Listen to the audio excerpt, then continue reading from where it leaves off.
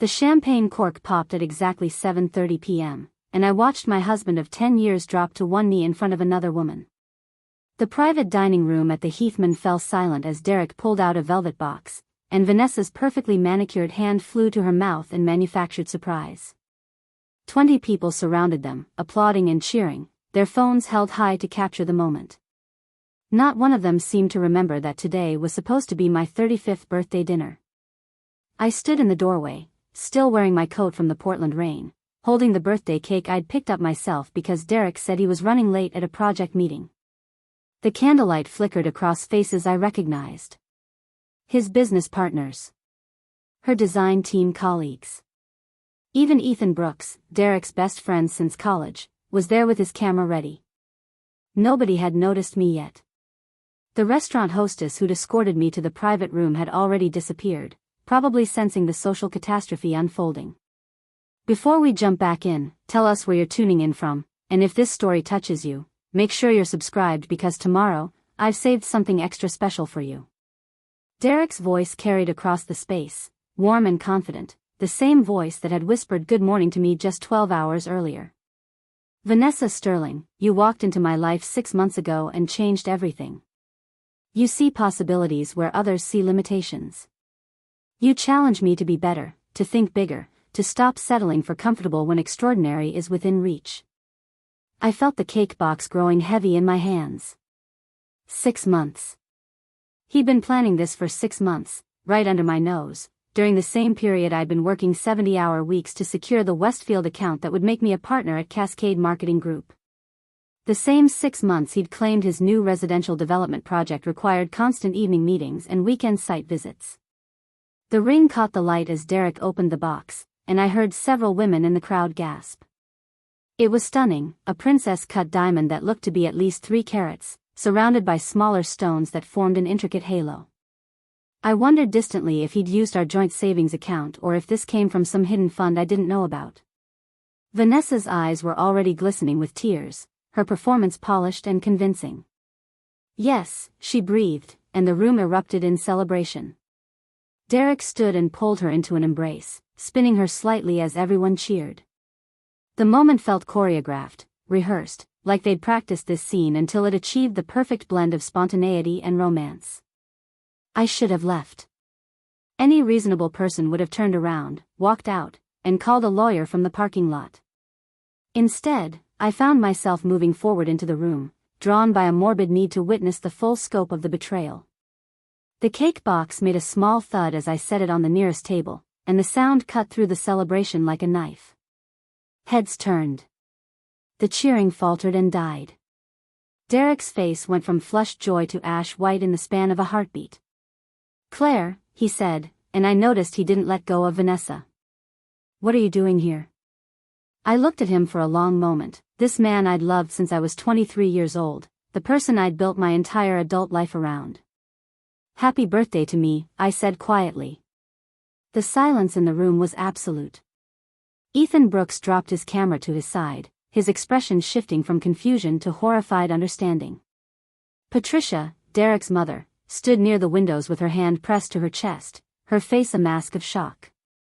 Even the waitstaff had frozen in place, unsure whether to intervene or disappear. "This isn't what it looks like," Derek started, but Vanessa's hand was still wearing his ring, and his arm was still around her waist, so we both knew that was a lie. I picked up my purse from where I'd set it down, my movements deliberate and calm despite the earthquake happening inside my chest. "Congratulations," I said, looking directly at Vanessa for the first time. "I hope you got a good deal on that ring." Derek tends to be cheap with the things that matter. I walked out of the Heathman with my head high and my spine straight, making it all the way to my car before the shaking started.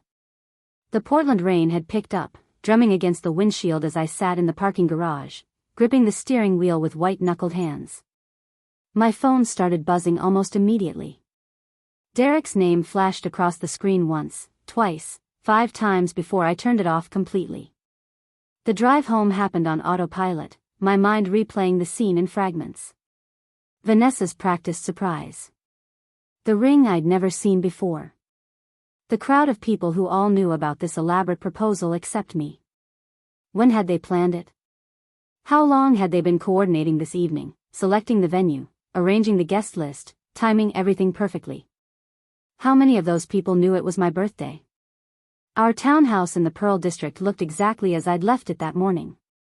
I'd hung streamers in the living room before work, a childish tradition Derek and I had maintained throughout our marriage.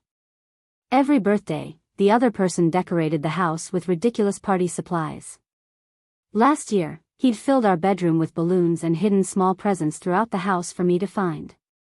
The streamers mocked me now, cheerful and bright against the exposed brick walls we'd spent months selecting during the renovation 3 years ago. I walked through the space we'd built together, seeing it with new eyes. The kitchen where we'd cooked Sunday dinners. The home office we shared, our desks facing opposite walls so we could work in companionable silence. The bedroom with the custom-made headboard Derek had insisted on commissioning from a local craftsman. How much of this had been real? When had it stopped being real? I found myself in Derek's office, staring at his desk. His laptop sat closed, connected to the charger, password protected but not impossible to access. We'd always known each other's passwords. It was a gesture of trust, of transparency, or so I'd believed. My fingers hovered over the keyboard before I opened it and typed in the code. His email loaded immediately, and I saw Vanessa's name appear over and over in his inbox. The messages went back 8 months, not 6. The early ones were professional, discussing fabric selections and lighting fixtures for his new development project. But by the second month, the tone had shifted. Inside jokes. Late-night messages that had nothing to do with floor plans. Compliments that crossed the line from professional to personal. I kept scrolling, my stomach churning with each new revelation. There were dinner reservations at restaurants I'd never been to. Hotel bookings for weekend trips that coincided with his supposed site visits to the property in Eugene. Credit card statements showing purchases I'd never seen, jewelry and flowers and expensive dinners, all charged to an account I didn't know existed. The proposal planning was documented in meticulous detail. He'd consulted with Ethan about the best approach. He'd asked Patricia for her blessing, and she'd given it enthusiastically, writing back that Vanessa seemed like such a refreshing change. There was even an email exchange with our financial advisor about liquidating some investments to cover the ring and the wedding he was already planning. A folder labeled Future Plans contained documents that made my blood run cold. Divorce filing templates. A breakdown of our assets and how they might be divided. A timeline suggesting he planned to ask me for a separation next month, after his latest development project closed and the profits were secured. He'd been planning his exit strategy while still sleeping in our bed, still kissing me goodbye every morning, still signing anniversary cards with love always. The front door opened downstairs, and I heard Derek's voice calling my name. "Claire, please, we need to talk about this. Let me explain." I closed the laptop and stood up, my decision already made. There was nothing to explain. The emails had provided more clarity than any conversation ever could. He'd made his choices over 8 months of deliberate deception. Now I would make mine. Derek appeared in the office doorway, his hair wet from the rain, his expression a mixture of panic and something that might have been guilt. He'd changed clothes since the proposal, I noticed. The expensive suit he'd worn to get engaged to another woman had been replaced with jeans and the old college sweatshirt he wore when he wanted to seem approachable and vulnerable. "Please just listen," he said, moving into the room with his hands raised like he was calming a frightened animal. "Tonight wasn't supposed to happen like that. You weren't supposed to be there." I laughed, and the sound surprised both of us. It was sharp and bitter, nothing like my normal voice. "Oh, I see. So the problem isn't that you proposed to your mistress. The problem is that I found out about it on my birthday in front of 20 witnesses." Derek flinched at the word mistress but didn't correct me. "Vanessa isn't, we haven't, it's not like that. The emails on your laptop say otherwise. The hotel reservations in Eugene. The jewelry purchases. The consultation with our financial advisor about divorce timing. Want me to keep going?" His face changed, the manufactured remorse sliding away to reveal something harder underneath. Anger, maybe, or resentment finally allowed to surface. You went through my private correspondence? That's a violation of trust, Claire.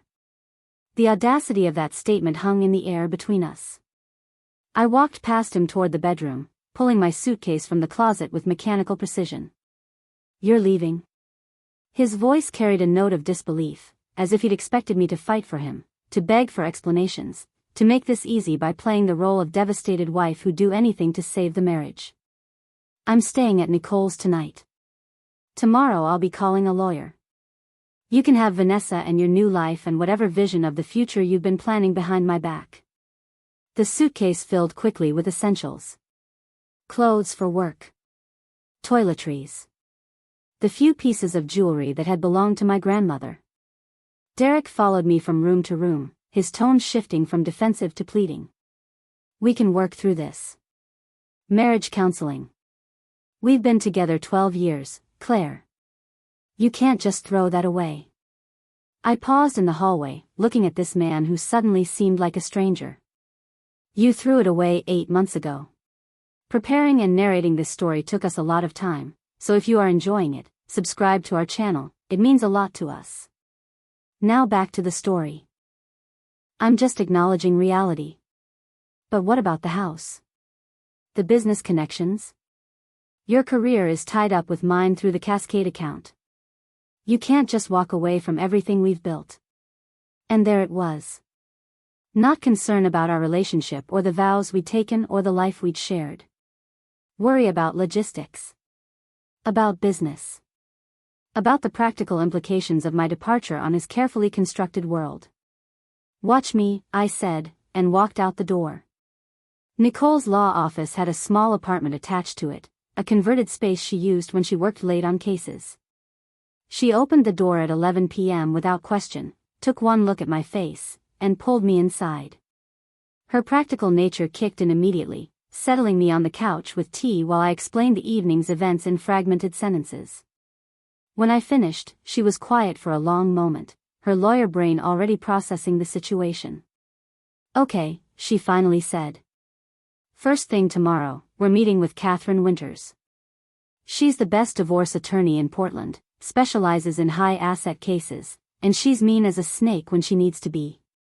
You're going to need someone who can protect you from whatever Derek has been planning. I spent that night staring at Nicole's ceiling, unable to sleep despite my exhaustion.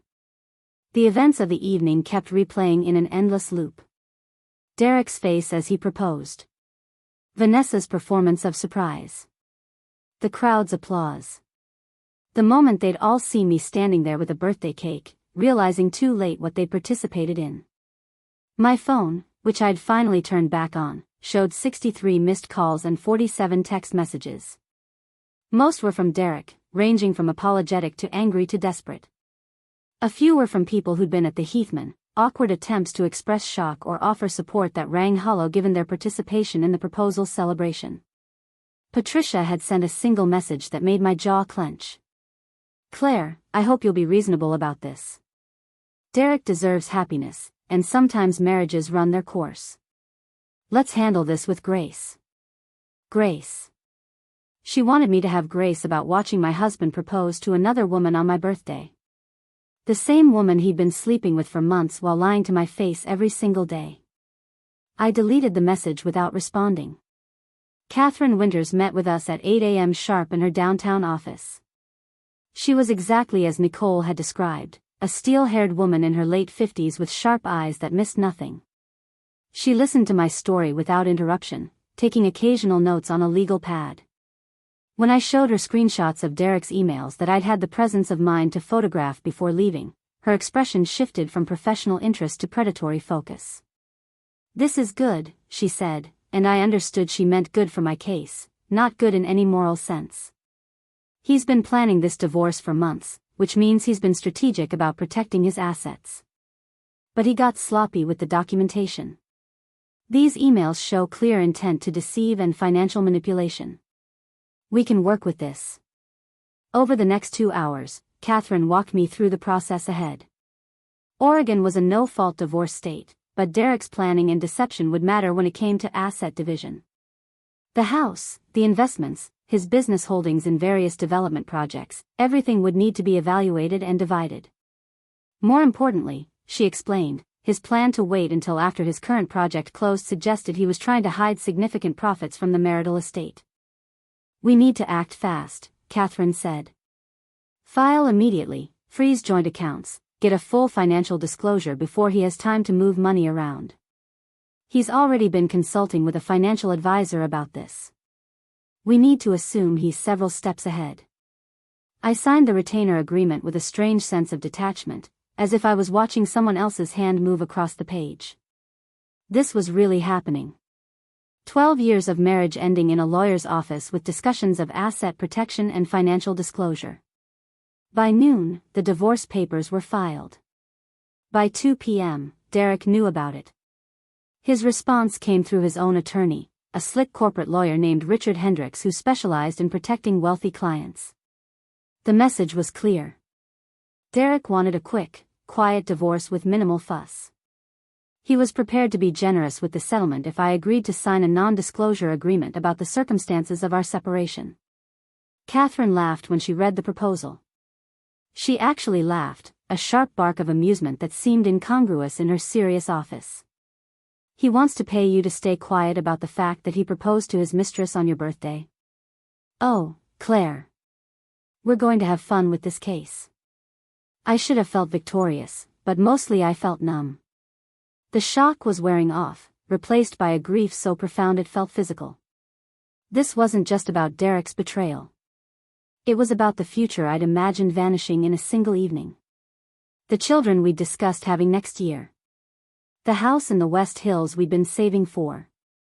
The partnership at Cascade Marketing Group that had seemed so close. Everything had been built on the assumption that we were a team, moving forward together. Now I was alone, starting over at 35 in a city where Derek's business connections ran deep. The real complications became apparent over the following weeks. Derek's development company had partnerships with 3 of Cascade's largest clients. My role as marketing director had been secured partly through his introductions, his vouching for my expertise, his presence at industry dinners where deals were made over wine and small talk. Without that connection, my position became precarious. My boss, Gerald Thompson, called me into his office exactly 1 week after the divorce filing. He was uncomfortable, shifting papers on his desk and avoiding eye contact. "Claire, you've been an asset to this company. Your work on the Westfield account was exceptional. But we need to discuss how your personal situation might impact our client relationships." I kept my expression neutral, professional, waiting for the inevitable conclusion. Derek Bennett is a significant figure in Portland real estate development. Several of our clients have ongoing projects with his company. There are concerns about potential conflicts of interest, about divided loyalties. "You're firing me." No, Gerald said quickly, though we both knew that's exactly where this was heading. "We're suggesting a leave of absence.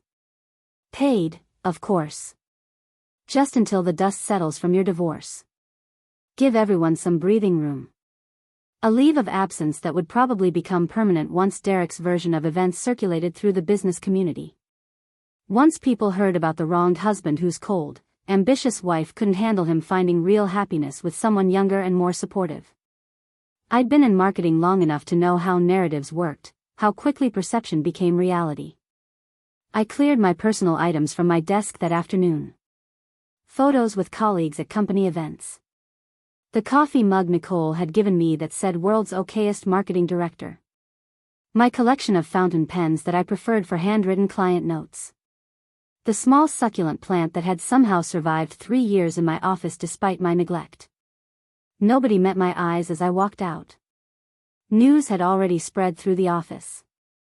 I could hear the whispers, see the quick glances away when I looked up. Poor Claire. Did you hear what happened? I heard she walked in on them. Someone else said it was her birthday. The narrative was already forming, and I had no control over which version would stick. Nicole found me that evening sitting in her spare room, surrounded by moving boxes containing pieces of my dismantled life. "We need to talk strategy," she said, settling onto the floor beside me. "Derek is already shaping the narrative in the business community. I've heard 3 different versions of what happened at the Heathman, and none of them make you look good. How is that possible? I'm the one who got proposed to on my birthday by my own husband. To someone else. Because Portland's business community is small and incestuous, and Derek has been cultivating those relationships for 15 years. You've been focused on your work, on being excellent at your job.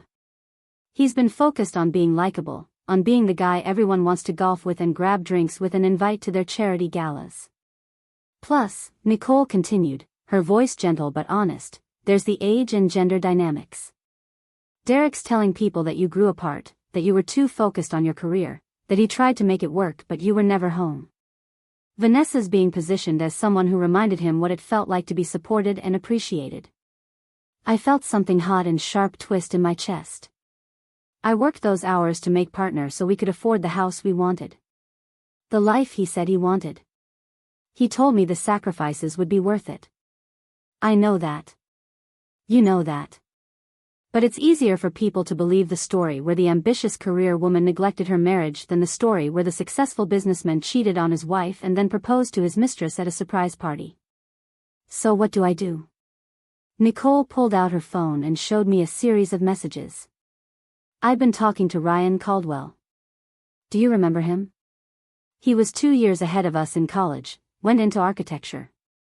He's been building a firm in Seattle, doing really innovative work with sustainable design. Why would I remember him? Because he remembers you. Apparently you gave a presentation in his urban planning class about marketing strategies for green development that he's never forgotten. He's looking for someone to head up the marketing and client relations for a major expansion he's planning.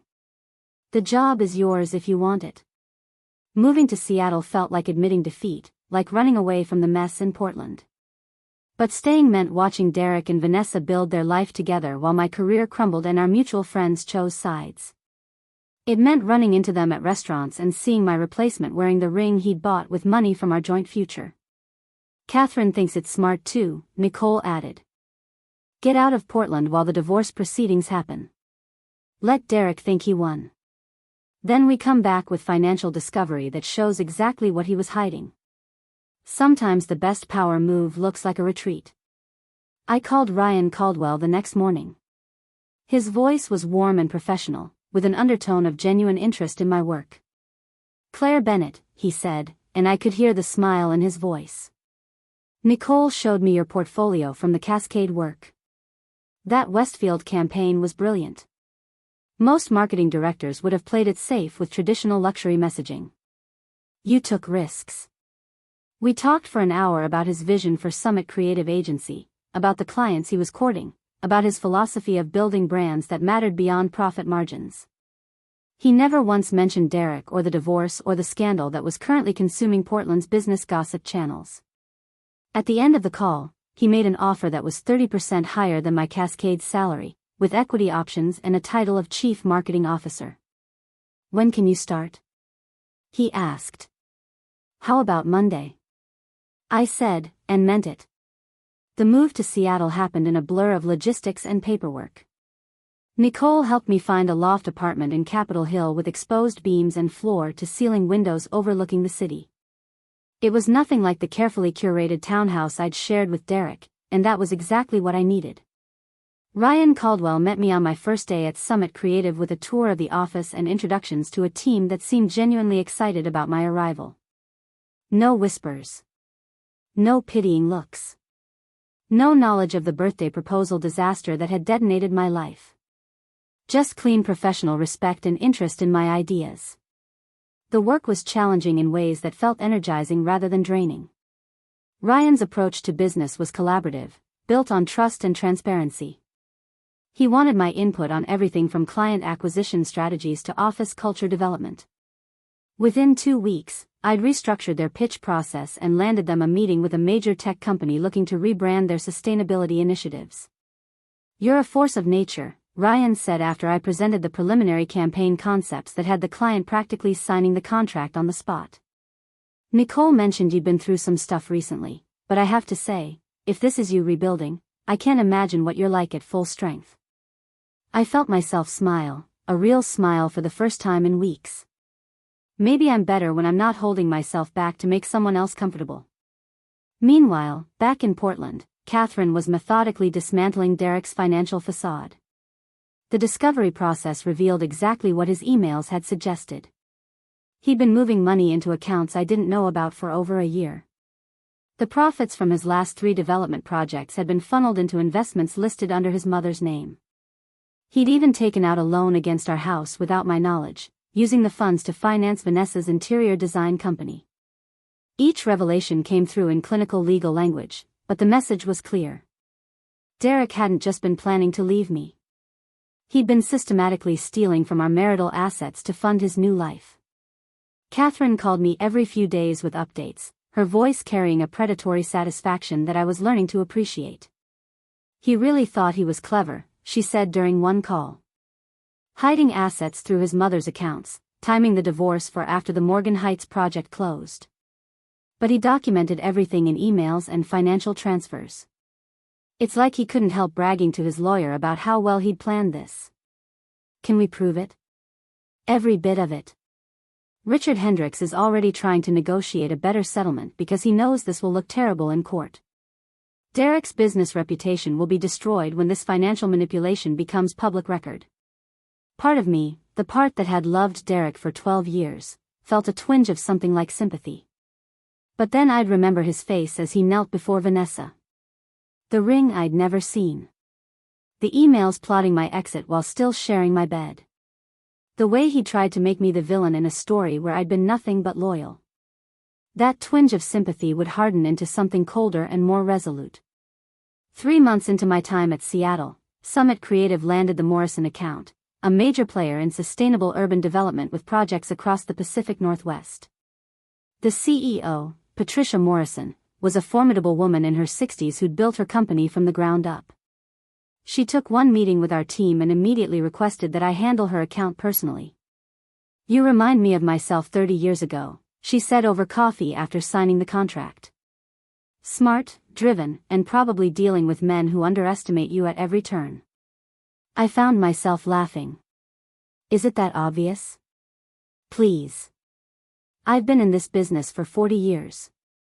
I can spot a woman rebuilding after a man tried to break her from across a conference room. The question is whether you're going to let it make you bitter or better. Better, I said with certainty. Definitely better. The Morrison account opened doors I hadn't anticipated. Patricia was connected to every major developer and business leader in the region. She introduced me to her network not as Ryan's employee but as a peer, someone worth knowing in my own right. Within 4 months of joining Summit Creative, I'd brought in 6 major clients and doubled the agency's revenue.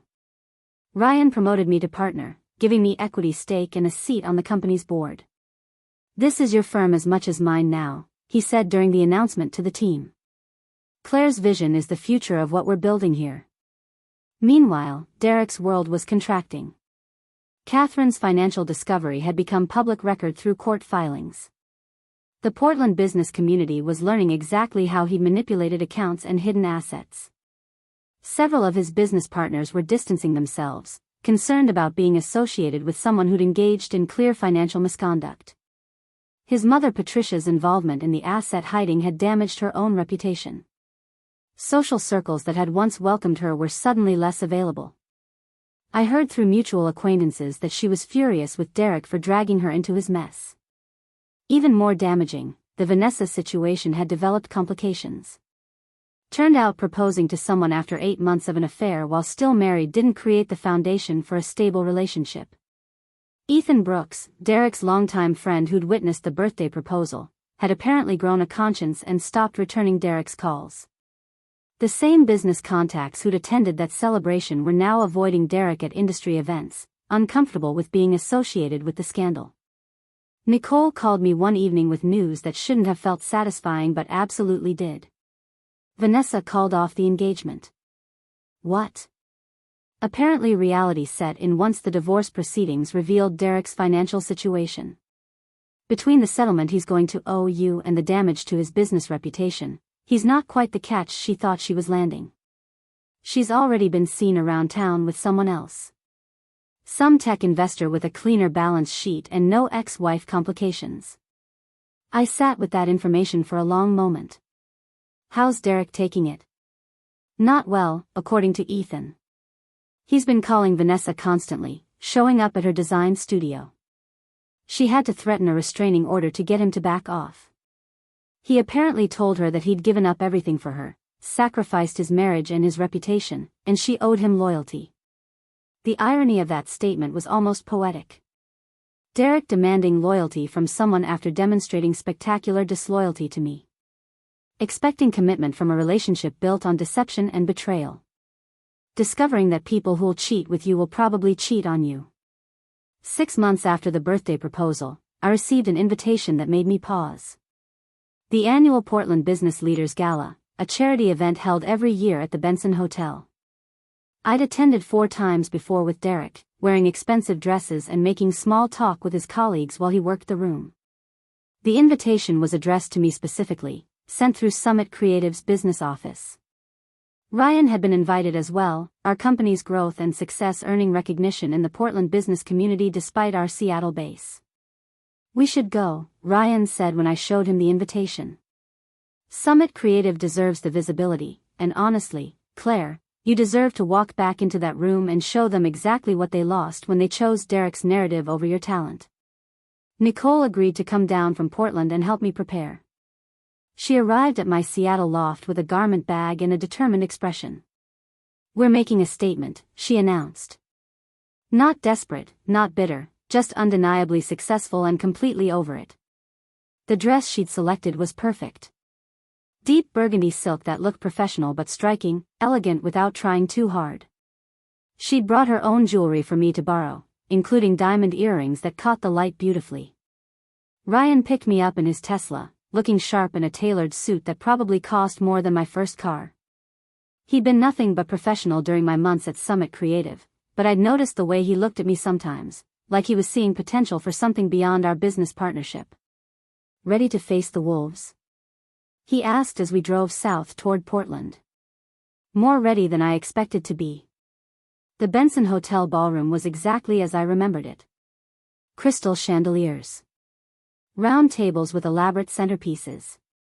A bar along one wall where Portland's business elite gathered to network and gossip. The difference was that this time, I wasn't Derek Bennett's wife trying to support his ambitions. I was Claire Bennett, CMO and partner at one of the fastest-growing creative agencies in the Pacific Northwest. We'd barely entered the ballroom when Patricia Morrison spotted us and waved us over to her table. She was holding court with several other business leaders, including the CEO of a major construction firm and the director of Portland's Urban Planning Commission. Claire, she said warmly, pulling me into a brief hug. I was hoping you'd come. I want you to meet some people who've been asking about Summit Creative's work. The next hour passed in a blur of introductions and business conversations. Ryan and I worked the room together, our partnership evident in the way we could complete each other's sentences when describing our projects. People were interested, genuinely interested, in what we were building. Nobody mentioned Derek. Nobody brought up the divorce. If they knew about the scandal, and most of them probably did, they had the grace or the business sense to focus on my current success rather than my past humiliation. Then I saw him across the ballroom. Derek looked thinner than I remembered, his face drawn in a way that suggested stress and poor sleep. He was standing near the bar with a few colleagues, but his body language suggested he was part of the group without being fully welcomed by it. Our eyes met across the distance, and I watched several emotions flash across his face. Surprise, discomfort, something that might have been regret. He started moving toward me, weaving through the crowd with determination. Ryan noticed and moved slightly closer, a subtle protective gesture. Ex-husband approaching, he murmured. Want me to run interference? No, I said quietly. I can handle this. Derek reached us and stopped, clearly unsure how to start the conversation. Claire. You look well. Thank you. Derek, this is Ryan Caldwell, my business partner at Summit Creative Agency. Ryan, this is Derek Bennett. They shook hands with the kind of tension that suggested both men understood exactly who the other was and what they represented. The silence stretched uncomfortably until Derek spoke again. I heard about your success in Seattle. The Morrison account. That's impressive work. It's been a good 6 months. Derek's jaw tightened slightly. Look, Claire, I was hoping we could talk. There are things I need to explain about what happened. Things you don't understand about where I was at emotionally when Vanessa and I started. I felt Ryan tense beside me, ready to intervene if I wanted him to. But I kept my voice calm and professional, the same tone I'd use with a difficult client. Derek, the divorce will be finalized next month. Catherine has all the financial documentation we need. There's nothing left to explain or discuss. But I want you to understand why, he pressed, and I realized he needed this. Needed me to hear his justifications, to absolve him somehow of the guilt that was clearly eating at him now that Vanessa had moved on and his reputation was damaged. He needed me to play the role of understanding ex-wife who'd eventually forgive him and make his choices feel less monstrous. I don't need to understand, I said, and meant it with every fiber of my being. You made your choices. I'm making mine. We're done. What we had, what I thought we had, it was real at some point, wasn't it? He looked almost desperate now, searching my face for confirmation that the 12 years hadn't been completely built on lies. I'm sure it was real for you at some point, Derek. Just like I'm sure you convinced yourself you had good reasons for every decision you made. But your reality and mine stopped aligning a long time ago, probably before either of us realized it. Ryan's hand touched my elbow gently. Claire, Patricia is waving us over. I think she wants to introduce us to the mayor. I nodded and turned back to Derek one final time. I hope you figure out what you're looking for. I really do. But I'm not going to be part of that journey. Take care of yourself. We walked away, and I felt something shift inside my chest. Not closure exactly, because that suggested an ending tied up neatly with a bow. More like a door closing firmly, completely, with no question of whether it might open again. The rest of the evening passed in a pleasant blur. The mayor was interested in Summit Creative potentially working on a city branding initiative. 2 other companies requested pitch meetings. Patricia Morrison pulled me aside at one point and squeezed my hand. That was well handled, she said quietly. He wanted your forgiveness or your anger, anything to make himself feel relevant to your story. You gave him nothing but professional courtesy. It's the most powerful response possible. Ryan and I stayed until the gala wound down, then walked out into the cool Portland night. He'd been attentive all evening but not possessive, supportive but not overbearing. As we reached his car, he paused. You know, I've been wanting to ask you something for months, but the timing never seemed right. I looked at him, this man who'd given me an opportunity when my career was imploding, who'd trusted my instincts and valued my contributions, who'd spent 6 months being exactly what a real partner should be. Yes? Would you have dinner with me? Not a business dinner. An actual date where we talk about things that have nothing to do with client acquisition strategies or brand positioning. I felt myself smile, genuine warmth spreading through my chest. I'd love that. We drove back to Seattle talking about everything and nothing. Our favorite books. Bad movies we secretly loved. The travel destinations we'd never made time to visit. It felt easy and natural in a way I'd forgotten relationships could feel. Derek had texted me 3 times during the drive, messages I didn't read until I was back in my apartment. They were long, rambling explanations filled with justifications and self-pity. The final one said he'd made mistakes but so had I, that if I'd been more present in our marriage, if I'd prioritized him over my career, things might have been different. I deleted them without responding. His narrative wasn't my responsibility anymore. The divorce finalized on a Tuesday morning in November. I took the day off work and flew to Portland for the court hearing, sitting across from Derek in a conference room while our lawyers finalized the settlement. Catherine had negotiated brilliantly. I received 60% of our marital assets, including full ownership of the Pearl District townhouse, half of Derek's business holdings, and a significant cash settlement to compensate for the assets he'd hidden and the earning potential I'd lost during our marriage. Derek looked defeated as he signed the papers, all the fight gone out of him. His business was struggling. Vanessa was engaged to someone else. His reputation in the Portland business community was permanently stained by the financial manipulation revelations. He'd gambled everything on a fantasy future that had disintegrated the moment reality intruded. As we stood to leave, he tried one more time. "Claire, I'm sorry. For all of it. The proposal, the lies, everything. I believe you," I said, and I did. Sorry was easy. Changing the behaviors that required the apology was hard, and Derek had never been good at hard things when easier options were available. Outside the courthouse, Catherine shook my hand with a satisfied smile. "That's one of the better outcomes I've seen in a case like this. What are you going to do with your freedom?" "I'm going to keep building the life I actually want instead of the one I thought I was supposed to want." 9 months after the birthday proposal that destroyed my marriage, Summit Creative Agency was featured in Pacific Business Journal as one of the fastest-growing companies in the region. The article included a full-page photo of Ryan and me standing in our Seattle office, surrounded by the team we'd built. My title read Chief Marketing Officer and Co-founder, a position I'd earned through results rather than connections or family politics. The article mentioned in passing that I'd previously worked at Cascade Marketing Group in Portland before relocating to Seattle for new opportunities. No mention of Derek. No reference to the scandal.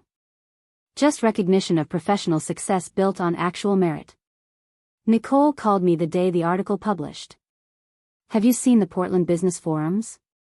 People are talking about how Cascade let you go right before you helped build a company that's now competing for their clients. Gerald Thompson looks like an idiot." I hadn't looked and didn't plan to. The Portland chapter of my life was closed. What mattered was what came next. Ryan and I had been dating for 3 months, taking things slow and intentional. He was everything Derek had pretended to be. Genuine, supportive, interested in building something real rather than performing a relationship that looked good from the outside. We had dinner at his place that evening to celebrate the article. He'd cooked, another difference from Derek, who'd considered cooking beneath him and preferred restaurant dining where he could be seen by the right people. Over wine and pasta, Ryan reached across the table and took my hand. "I'm proud of you," he said simply. "Not just for the business success, though that's incredible. But for how you've handled everything this year. You could have become bitter or given up or let Derek's betrayal define you. Instead, you became more yourself." I felt tears prick my eyes, the good kind that came from being truly seen and valued. There were a lot of days I didn't think I'd get here. The birthday proposal feels like it happened to a different person. "Maybe it did," Ryan said thoughtfully. "Maybe that version of Claire who'd spent 12 years trying to be enough for someone who was never going to appreciate her had to break apart so this version could emerge." My phone buzzed with a text from an unknown number. Against my better judgment, I opened it. It was from Derek. "I saw the article. You've done well for yourself. I'm happy for you. I'm getting help, working on myself. Maybe someday we could talk, really talk, about what happened. Clear the air." I showed the message to Ryan, who read it and raised an eyebrow. "What are you going to do?" I thought about it for exactly 3 seconds before deleting the message and blocking the number. "Nothing. There's nothing left to say, and I don't owe him closure or conversation or absolution. The only person I need to clear the air with is myself, and I've already done that work." Ryan lifted his wine glass in a toast. "To Claire Bennett, who walked away from a burning building and built something better from the ashes." I clinked my glass against his, feeling the weight of the past year settle into something manageable. Not forgotten, but integrated. Not erased, but transformed into wisdom and strength. "To new beginnings," I said. "And to knowing your worth even when other people don't." That night, after Ryan drove home and I was alone in my Capitol Hill loft, I did something I'd been avoiding for months. I opened the box of photos from my marriage to Derek. 12 years of carefully documented happiness. Vacations and holidays and ordinary moments that had seemed meaningful at the time. I looked at my face in those photos, searching for signs of the dissatisfaction or ambition Derek had blamed for our divorce. Instead, I saw a woman who'd been trying so hard to be what someone else needed that she'd forgotten to ask what she needed for herself. I didn't burn the photos or throw them away. They were part of my history, evidence of who I'd been and what I'd learned. But I packed them back in the box and put them in storage, artifacts of a life I'd moved beyond. The woman in those photos had believed loyalty and hard work would be enough. The woman I'd become knew that you can't save a relationship with someone who's already planning their exit. And more importantly, she knew that sometimes the best thing that can happen is for the fantasy to shatter so you can build something real. 3 days later, I received an invitation to speak at a women's business leadership conference in Portland. The topic was navigating career transitions and building professional resilience. I almost declined, but then I thought about all the women who might be sitting in toxic situations, convinced they had no options, afraid to walk away from what they'd invested years building. I accepted the invitation. The conference was held at a hotel downtown, not far from the Heathman where my marriage had publicly imploded. Standing at the podium looking out at 200 women, I felt a surge of purpose that had nothing to do with revenge or vindication. A year ago, my husband proposed to another woman at what was supposed to be my birthday dinner. I found out that evening that he'd been planning to leave me for months, hiding money and orchestrating his exit while I worked 70-hour weeks trying to make partner at a company that would fire me 3 weeks later because my divorce made clients uncomfortable. The room was silent, everyone leaning forward. I could see some women nodding, recognizing pieces of their own stories in mine. The old version of me would have been mortified to share this publicly. Would have worried about seeming unprofessional or bitter or like a woman who couldn't keep her personal life private. But I've learned that silence protects the wrong people. So here's what I want you to know. The room stayed riveted as I walked them through the decision to leave, the fear of starting over, the risk of moving to a new city and rebuilding my career from scratch. I talked about the moments of doubt, the nights I'd wondered if I was making a terrible mistake, the temptation to go back to what was familiar even if it was killing me slowly. But I also talked about the freedom that came from betting on myself. The partnerships I'd built based on mutual respect rather than strategic necessity. The success that felt earned rather than granted. The relationship with Ryan that was teaching me what healthy love actually looked like. When you walk away from a situation that's diminishing you, I said, wrapping up my speech, it feels like you're losing everything. Your identity, your security, your vision of the future. And you are losing those things. But you're also creating space for something better to emerge. Something built on who you actually are rather than who you were trying to be for someone else. The applause was thunderous, and afterward, the line of women waiting to talk to me stretched across the conference hall. They shared their own stories of betrayal and resilience, of leaving and rebuilding, of discovering strength they didn't know they had.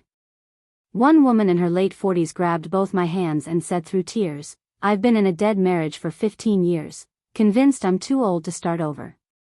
Thank you for showing me it's possible." That's when I understood the real purpose of everything I'd been through. Not revenge on Derek, though his consequences were certainly instructive. Not even my own success, though that was deeply satisfying. The purpose was to become someone who could stand in front of other women and say with absolute certainty that leaving what's killing you, even when it's terrifying, even when everyone thinks you're crazy, even when you're not sure you'll survive it, that leaving can be the beginning of your real life. As I drove back to Seattle that evening, I passed the Heathman restaurant. The place where Derek had knelt before Vanessa while I stood in the doorway holding a birthday cake, my world shattering in real time. I felt nothing looking at it now. No anger, no pain, just a distant recognition of where one chapter had ended so another could begin. My phone rang as I crossed the bridge into Washington. Ryan's name appeared on the screen. "How did the conference go?" "Better than I expected. I think I might have found a new direction for some of our work at Summit. Empowerment branding for women's organizations." He was quiet for a moment, and I could hear the smile in his voice when he spoke. "You're remarkable, you know that?" "I'm figuring it out," I said, and meant it. One day at a time, I'm figuring it out. The Seattle skyline came into view, lights reflecting off the water, and I felt something settle in my chest. Not happiness exactly, because that seemed too simple for the complexity of what I'd been through. More like peace. The understanding that I'd survived something that was supposed to break me and had come out stronger, clearer, more fully myself than I'd ever been. Derek had given me an unexpected gift that night at the Heathman, though not the one he'd intended. He'd shown me exactly what I was worth by demonstrating so clearly that he'd never understood my value. And in forcing me to choose between a comfortable lie and an uncertain truth, he'd pushed me toward the life I was always meant to live. Sometimes the worst thing that happens to you is also the best thing. Sometimes the betrayal that destroys everything you thought you wanted clears the path to everything you actually need. And sometimes, the husband who proposes to another woman on your birthday is really just doing you the favor of showing his true self before you waste another year trying to save something that was already gone. I pulled into the parking garage of my building, grabbed my bag, and headed upstairs to the loft that was mine alone. Tomorrow I'd go into Summit Creative and continue building something meaningful. This weekend Ryan and I had plans to explore a new hiking trail in the Cascades. Next month I was speaking at another conference, this time about authentic brand building in an age of performance. My life was full, purposeful, and entirely my own. And Derek?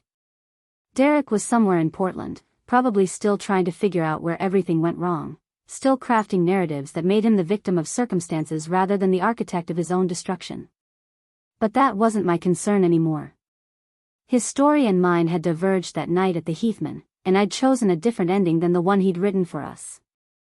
I chose freedom over familiarity. Uncertainty over comfortable misery. Truth over the lies we tell ourselves to avoid change. And in the end, that choice had made all the difference. The morning after the gala, I woke to 17 missed calls and 42 text messages. Most were congratulatory notes from people at the conference, business contacts impressed by the keynote speech, former colleagues from Cascade reaching out to reconnect now that my professional resurrection was complete. 3 messages stood out from the rest, all from numbers I didn't recognize but suspected I knew. The first was brief and venomous. You always were good at playing the victim. Enjoy your moment, Claire. Some of us know the real story. I recognized Patricia Bennett's writing style, her particular brand of passive aggression wrapped in superficial civility. Derek's mother had never forgiven me for refusing to quietly disappear after the divorce, for insisting on a fair settlement that exposed her role in hiding marital assets. The business community's subsequent coolness toward her had been a consequence she hadn't anticipated. The second message was longer, rambling. I watched your speech online. Very inspiring performance. You left out the part where you were never home, where I spent 3 years essentially alone while you chased promotions that meant more to you than our marriage. Vanessa saw me. She understood what I needed. You only ever saw what you needed. Derek's words, unmistakable in their self-pitying tone. Even now, he couldn't accept responsibility for his choices without deflecting blame onto me. The mental gymnastics required to frame proposing to his mistress on my birthday as somehow my fault would have been impressive if they weren't so pathetic. The third message was unexpected. This is Ethan Brooks. I know we haven't spoken since everything happened. I owe you an apology for my part in that disaster. I should have said something when Derek started planning the proposal. I should have told you what was happening. I was a coward, and I'm sorry. If you're ever willing to talk, I'd like to explain what I knew and when I knew it. Not to make excuses, just to give you the full picture. I stared at that message for a long time, debating whether engaging with any part of my past was worth the emotional energy. Ryan found me on the couch an hour later, still holding my phone, lost in thought. He'd stayed over after we got back from Portland, and seeing him padding into my kitchen in sweats to make coffee felt natural in a way that still surprised me. Trouble? He asked, settling beside me with 2 mugs of coffee that smelled like heaven. Just ghosts trying to rattle their chains. I showed him the messages, watching his expression shift from neutral to disgusted as he read Derek and Patricia's texts. They're trying to rewrite history, he observed. Make themselves feel better about their choices by convincing themselves you deserved what happened. I know. The question is whether I respond or let it go. Ryan considered this carefully, one of the things I appreciated most about him. He didn't rush to tell me what to do, didn't assume he knew better than I did about my own situation. What would responding accomplish? Not what would it prove, because you don't need to prove anything to these people. But would engaging with them move you forward or keep you stuck in that chapter? His question cut to the heart of it. Responding to Patricia and Derek meant staying connected to their narrative, allowing them continued access to my emotional landscape. But Ethan's message was different. He wasn't making excuses or attacking me. He was offering information I'd never had, context for decisions made behind my back. I'm going to ignore Patricia and Derek, I decided. They're looking for a reaction, for evidence that they still matter to me. But I think I'll meet with Ethan. There are things I still don't understand about how long this was planned, who knew what when. Ryan nodded slowly. Do you want company? Or would you prefer to handle this alone? Come with me. Not to the meeting itself, but I'd like you nearby. Just in case. We arranged to meet Ethan at a coffee shop in Vancouver, Washington, neutral territory that wasn't Portland or Seattle. He arrived 10 minutes early, looking older than I remembered. The easy confidence he'd always carried seemed diminished, replaced by something that looked like genuine remorse. Claire, thank you for agreeing to see me. I wasn't sure you would. I'm not sure why I did, I admitted. But your message seemed different from the others. Like you actually understand that what happened was wrong. Ethan ordered a coffee he barely touched, his hands restless on the table between us. I need to tell you what I knew and when, because it's been eating at me for months. Derek and I have been friends since freshman year of college. 20 years. I thought I knew him. Thought he was a good guy who sometimes made questionable choices but basically had a decent core. When did you find out about Vanessa? He met my eyes directly, not flinching from the discomfort. About 6 months before the proposal. Derek brought her to a poker game at my place. Introduced her as a designer working on his Morgan Heights project. The way he looked at her, the way she looked at him, it was obvious something was happening. I pulled him aside that night and asked what the hell he was doing. What did he say? That you two had grown apart. That the marriage had been dead for years, you just hadn't acknowledged it yet. That Vanessa represented everything you weren't, supportive and warm and interested in his life instead of your career. He made it sound like he was the victim in a loveless marriage, finally finding real connection.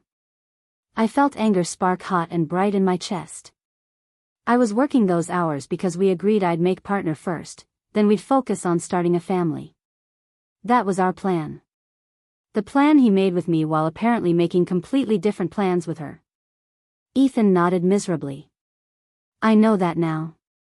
At the time, I believed him. He's good at that, making himself the sympathetic figure in any story. I should have questioned it more, should have reached out to you. Instead, I let him convince me that staying out of it was the loyal friend thing to do. When did you know about the proposal?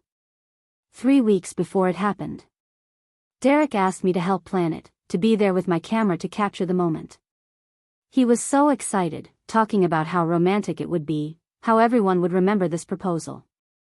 I asked him multiple times if you knew about the separation. He said you'd been discussing divorce for months, that it was all very civil and mature. The betrayal of that lie was somehow worse than the original deception. Derek hadn't just hidden his affair.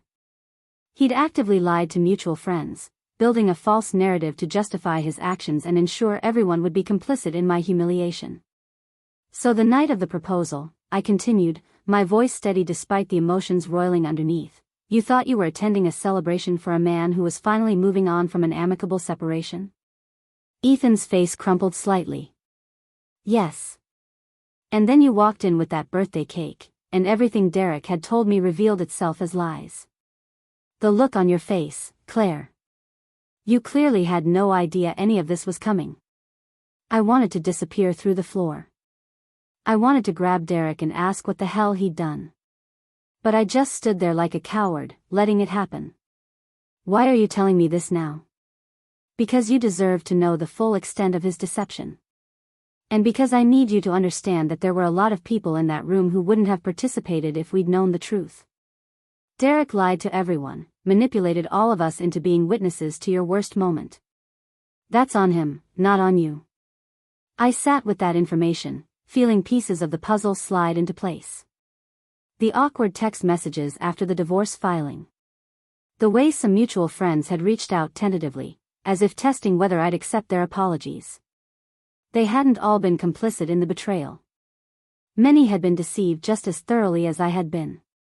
Has Derek acknowledged any of this? I asked. Does he understand what he did?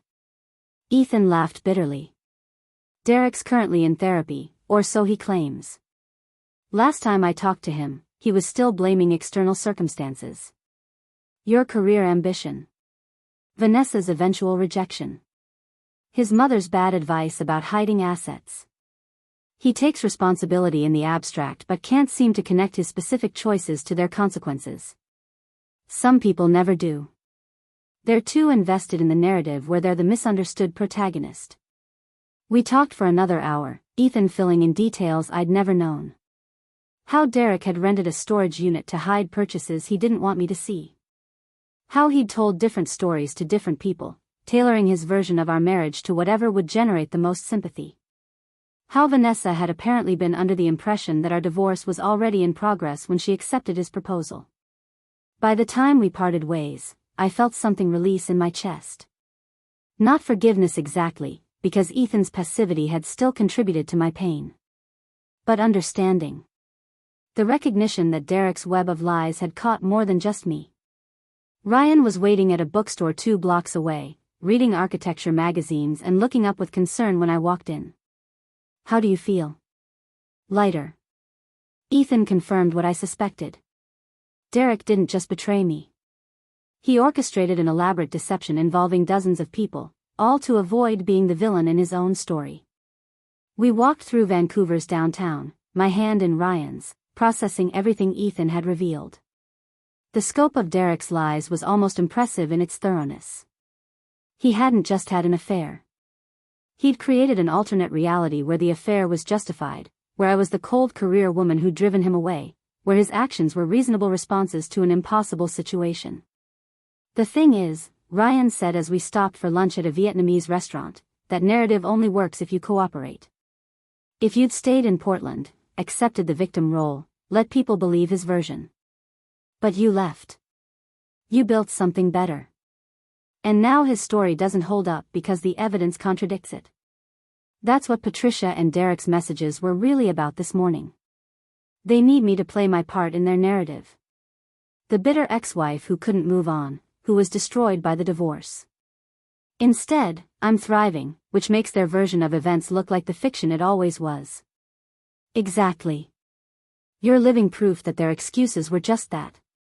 Excuses. My phone rang as we were finishing our pho.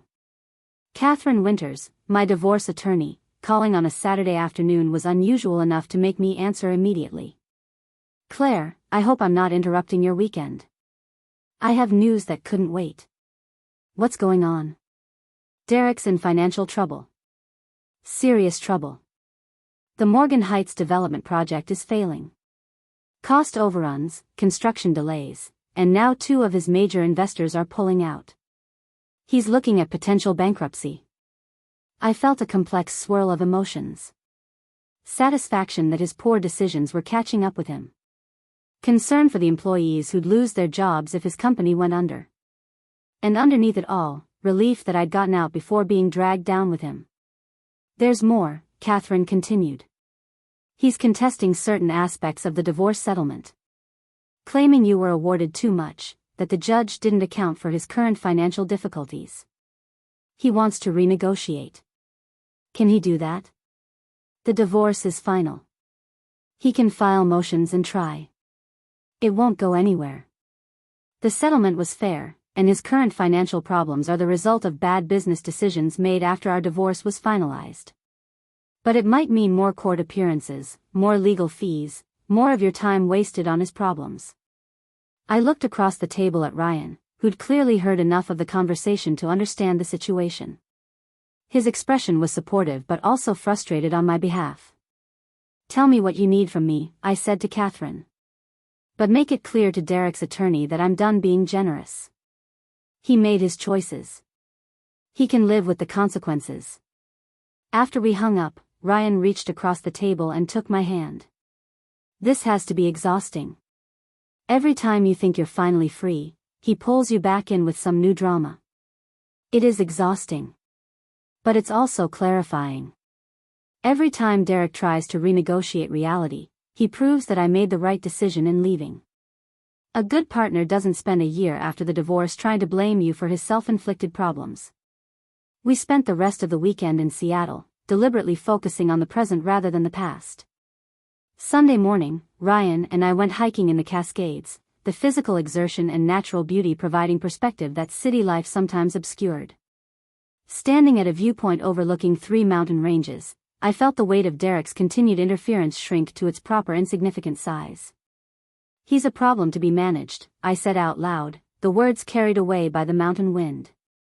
Not a threat to my happiness or my future. Just an annoying detail that requires occasional attention. Ryan pulled me close, and we stood there watching clouds move across the peaks. You've come so far from the woman who walked out of that restaurant with a birthday cake. Do you ever think about who you were then versus who you are now? All the time. That version of me was so desperate to be enough for someone who was never going to appreciate her. She measured her worth by external validation, by whether she could make an impossible situation work through sheer force of will. And now? Now I measure my worth by whether I'm living in alignment with my values. Whether I'm building things that matter. Whether I'm surrounding myself with people who see me clearly and choose me anyway. That evening, back at my loft, I did something I'd been avoiding for months.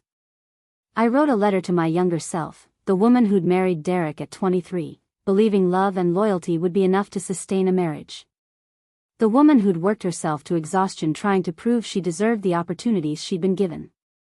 The woman who'd absorbed every slight and disappointment because speaking up felt too risky.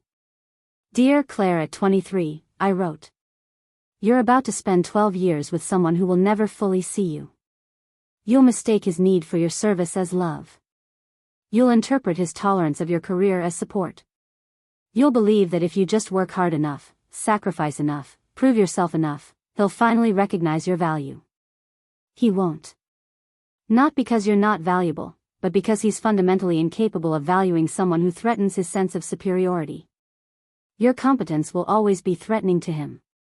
Your success will always be something to manage rather than celebrate. And eventually, he'll betray you in a way so spectacular that you'll have no choice but to leave. But here's what I need you to know. That betrayal will be the best thing that ever happens to you. It will force you to stop performing for someone else's approval and start building a life that's actually yours. It will teach you that walking away from what's killing you is an act of courage, not failure. It will show you what you're capable of when you stop making yourself smaller to fit into someone else's vision.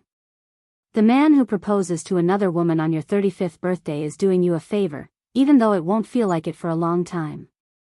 He's showing you that you can survive what you thought would destroy you. That you can rebuild from ashes. That you're strong enough to bet on yourself when everyone else is betting against you. So when that moment comes, and you're standing in that restaurant doorway holding a birthday cake while your world implodes, trust that future you has this handled.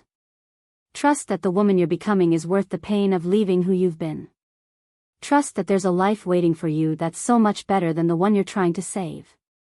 With love and hard-won wisdom, Claire at 35. I folded the letter and put it in my journal, a record of transformation that felt important to preserve. Ryan had gone home to work on a project, giving me space to process the weekend's revelations. The solitude felt good, necessary. I'd learned to be comfortable alone in a way I never had been during my marriage, when solitude felt like failure rather than restoration. Monday morning brought new challenges at Summit Creative. We were pitching for a major campaign with a national outdoor recreation brand, the kind of account that would establish us as players on a broader stage. The presentation was scheduled for Wednesday in their corporate offices in Denver, and the preparation consumed my attention completely. Ryan and I worked late both nights, refining the pitch deck and rehearsing our presentation. The partnership we'd built was evident in how seamlessly we collaborated. He'd start a thought and I'd complete it. I'd identify a potential client concern and he'd already have the solution incorporated. This was what working with someone felt like when mutual respect was the foundation rather than an afterthought. Tuesday evening, as we were packing up to head home, Ryan's phone rang. He glanced at the screen and his expression shifted to something guarded. "Excuse me, I need to take this." He walked to the far end of the office, his voice too low for me to hear the conversation. When he returned 10 minutes later, he looked troubled in a way I'd never seen before. "Everything okay?" That was my ex-wife, Rachel. We've been divorced for 6 years, very amicable split. She's calling because apparently Derek Bennett reached out to her on LinkedIn. My stomach dropped. What did he want? Ryan pulled up his phone and showed me a screenshot Rachel had sent him. Derek's message was professionally worded but transparent in its intent. He'd seen Ryan and me at the Portland Gala, noticed we seemed close, wanted to give Ryan some friendly advice about what he was getting into. He suggested they meet for coffee to discuss my character and work habits, framing it as one divorced spouse looking out for another. The audacity of it took my breath away. Derek was trying to sabotage my relationship by feeding Ryan's ex-wife manufactured concerns about me. He was hoping Rachel would plant seeds of doubt, that Ryan would start questioning whether I was the person I appeared to be. What did Rachel say? Ryan's expression shifted to something between anger and satisfaction. She told him that any man who'd reach out to a complete stranger to badmouth his ex-wife was probably not a reliable source of character assessment. Then she forwarded me the entire exchange and suggested I might want to give you a heads up about his tactics. I sat down heavily, processing this new level of Derek's desperation. It wasn't enough to try to renegotiate the divorce settlement. Now he was actively trying to destroy any happiness I'd found. The vindictiveness of it revealed how much my success bothered him, how unable he was to move forward while I was thriving. "I need to respond to this," I said. "Not to Derek directly, but I need to do something to stop him from continuing to interfere in my life. Catherine thinks filing a harassment complaint might be appropriate at this point. His attempts to contact you through third parties, the messages to Rachel, the continued legal motions. It's establishing a pattern of behavior that could support a restraining order if necessary." The idea of needing legal protection from my ex-husband felt surreal, but Ryan was right. Derek's behavior was escalating, not diminishing. The financial problems Catherine had mentioned were probably driving his desperation. If he was facing bankruptcy, destroying my reputation might feel like his last avenue for regaining some sense of control.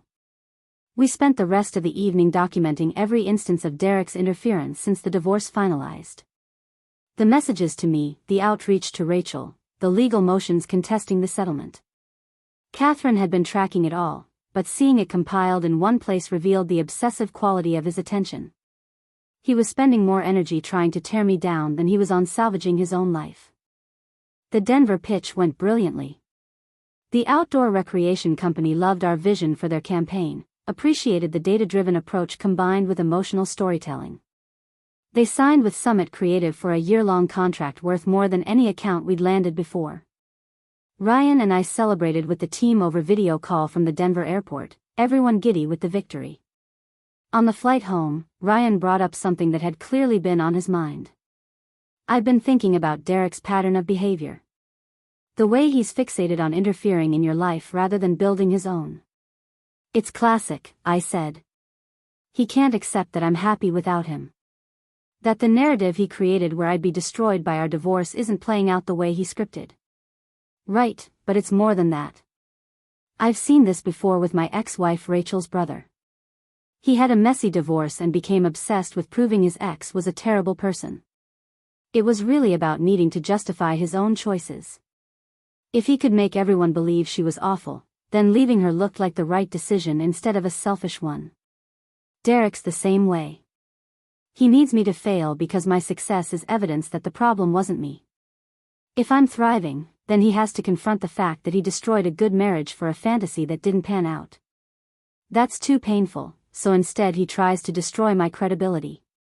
We landed in Seattle just after midnight, both exhausted from travel and the adrenaline of the successful pitch. Ryan walked me to my car in the airport parking garage, his hand warm in the cold November night. "Claire, I need to tell you something. I'm falling in love with you. Have been for months, probably. And I need you to know that Derek's attempts to poison the well won't work. I see who you are. The way you treat your team, the integrity you bring to every client relationship, how you've handled this entire impossible situation with grace. Whatever stories he's trying to tell about you, they don't match the reality I see every day. I felt tears prick my eyes, the good kind that came from being truly known and chosen anyway.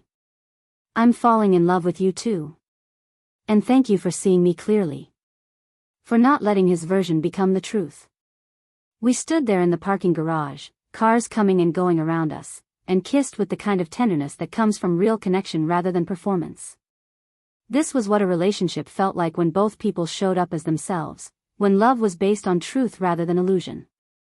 Driving home, I felt something fundamental shift. Derek's continued interference wasn't threatening anymore. It was sad. He was trapped in the past, unable to move forward, while I was building a future that had nothing to do with him. Every attempt he made to drag me backward only highlighted how far forward I'd moved. The next morning, I met with Catherine to discuss the harassment complaint. She'd compiled everything into a detailed timeline that showed clear escalation. "This is enough for a restraining order if you want one," she said. The contact attempts through third parties, the social media monitoring based on how quickly he knew about the Denver trip, the continued legal harassment. A judge would see this as obsessive behavior that's impacting your ability to move on. Will it stop him? It'll create legal consequences if he violates it. More importantly, it sends a clear message that his behavior is unacceptable and that you're willing to use legal tools to protect yourself. I thought about it carefully, weighing my desire to be done with Derek against the potential for a restraining order to further inflame the situation. But ultimately, my safety and peace of mind had to take priority over managing his feelings. File it, I decided. I've spent enough of my life accommodating Derek's emotions at the expense of my own well-being. If he can't respect boundaries voluntarily, they'll be enforced legally. The restraining order was granted within a week. Derek's attorney called Catherine, furious about the implications for his client's reputation. But the judge had reviewed the evidence and agreed that the pattern of behavior constituted harassment. Derek was prohibited from contacting me directly or through intermediaries, from coming within 500 feet of my home or workplace, and from posting about me on social media. For the first time in months, my phone stopped buzzing with messages from unknown numbers. The sense of being watched, of waiting for Derek's next move, began to dissipate.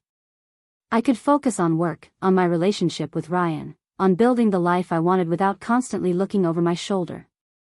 Patricia Morrison called me the day after the restraining order was issued. "Claire, I saw the news about the outdoor recreation contract. Congratulations. That's major." "Thank you, Patricia. The team worked incredibly hard on that pitch. I also heard about the restraining order against your ex-husband." She paused, clearly choosing her words carefully. "I'm sorry you've had to deal with ongoing harassment. Nobody should have to legally prohibit their former spouse from interfering in their life. It's not the ending I would have chosen, but it was necessary. You know, when I first hired Summit Creative, it was partly because of your work.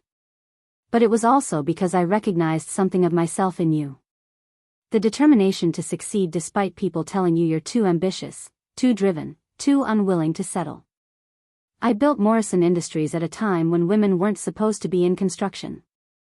The resistance I faced taught me that success is the best response to people who underestimate you." Her words resonated deeply.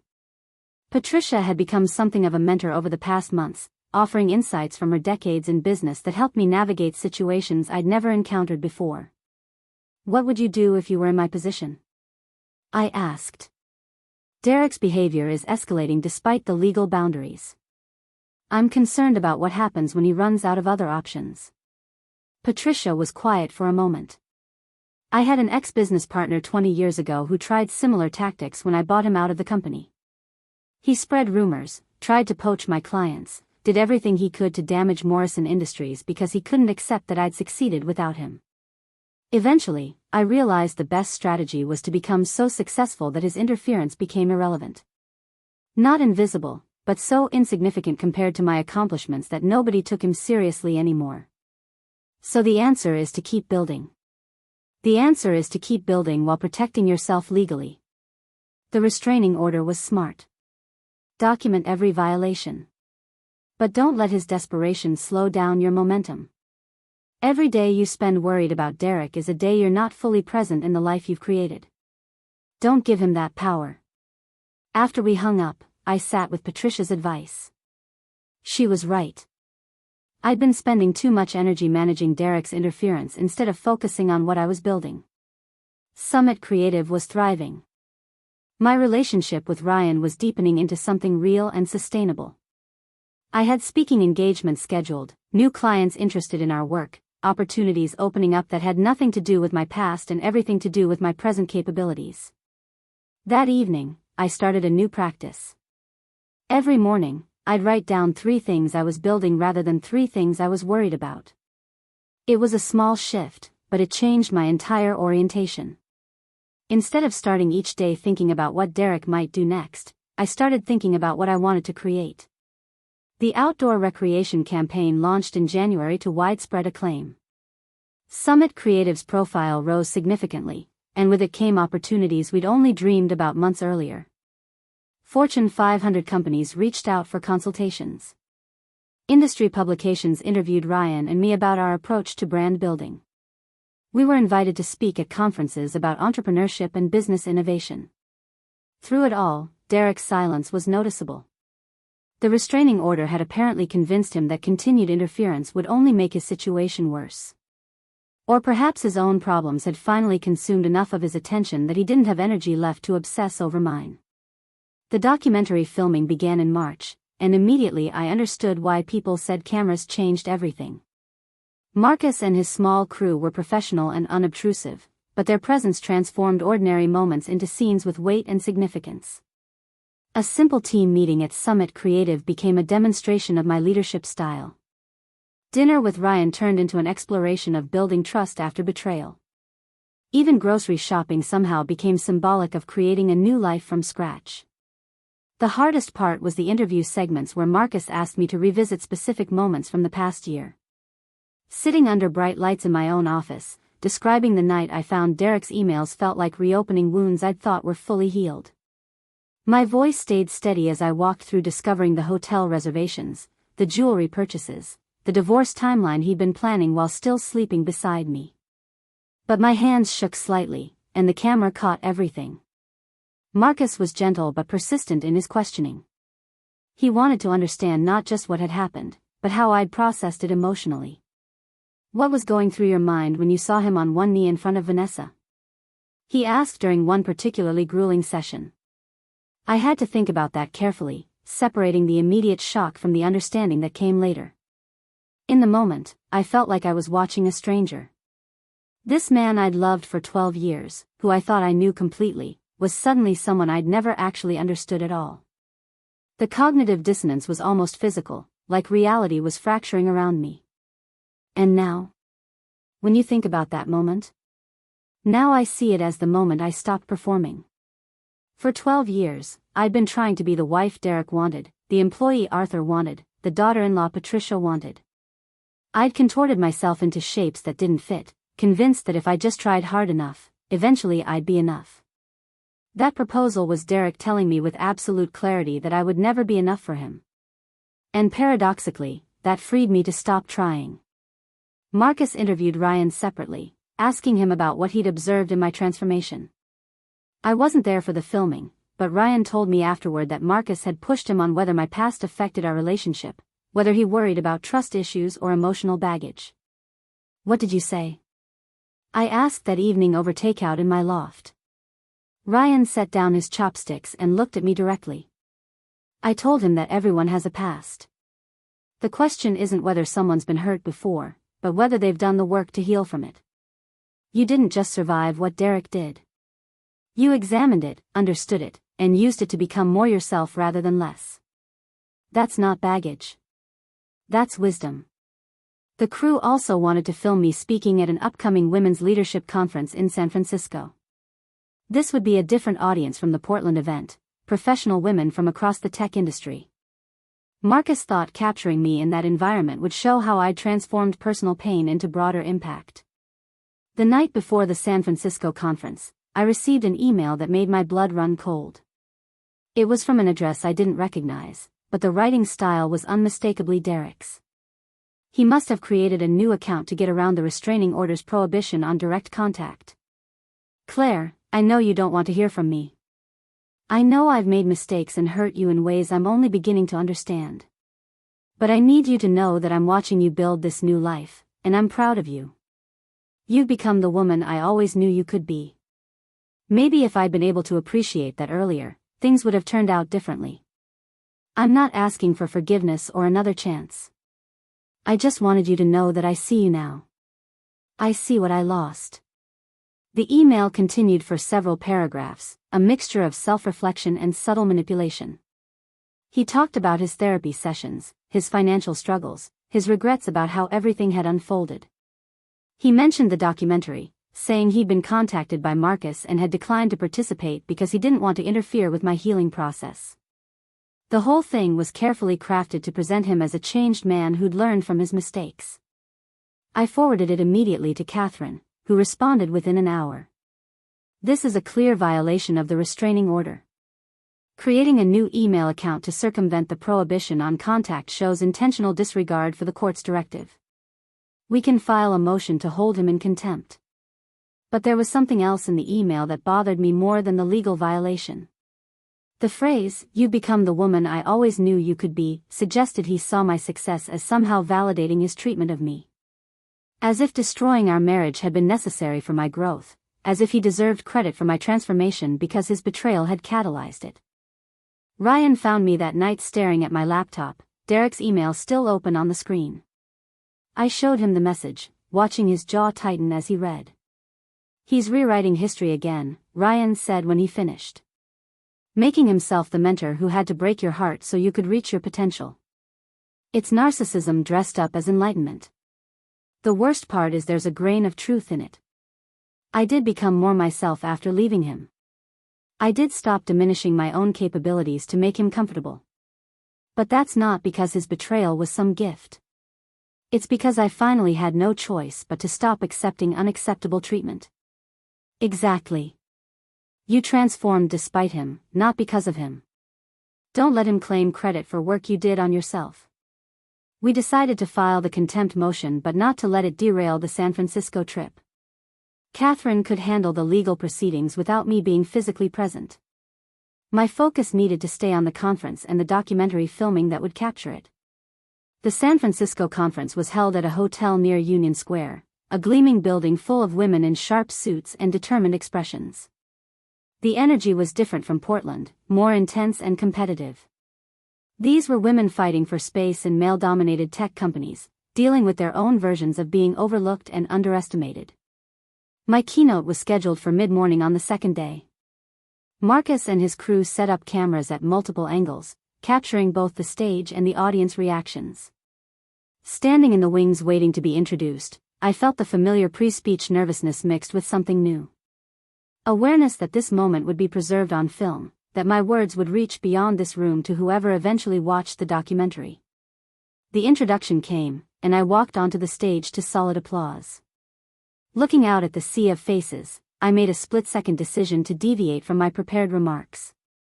The speech I'd written was good, professional, and inspiring in all the right ways. But Derek's email had stirred something up that needed to be addressed more directly. I had a different speech prepared, I began, and that admission immediately had the room's attention. But something happened last night that made me realize I needed to talk about a different aspect of resilience. The part we don't usually discuss in professional settings because it feels too raw, too personal, too potentially damaging to our carefully constructed images. I told them about Derek's email. Not the specific details, but the general pattern. How he'd violated a restraining order to tell me he was proud of my success. How he tried to claim some credit for my transformation because his betrayal had forced me to rebuild. How even a year after the divorce, he was still trying to center himself in my narrative. "Here's what I want you to understand," I continued, feeling the words flow with an urgency I hadn't anticipated. "When you transform after trauma, when you rebuild after devastation, people will try to take credit for your strength. They'll say the hardship made you better, stronger, more capable. And in some twisted way, they'll believe they did you a favor by breaking you.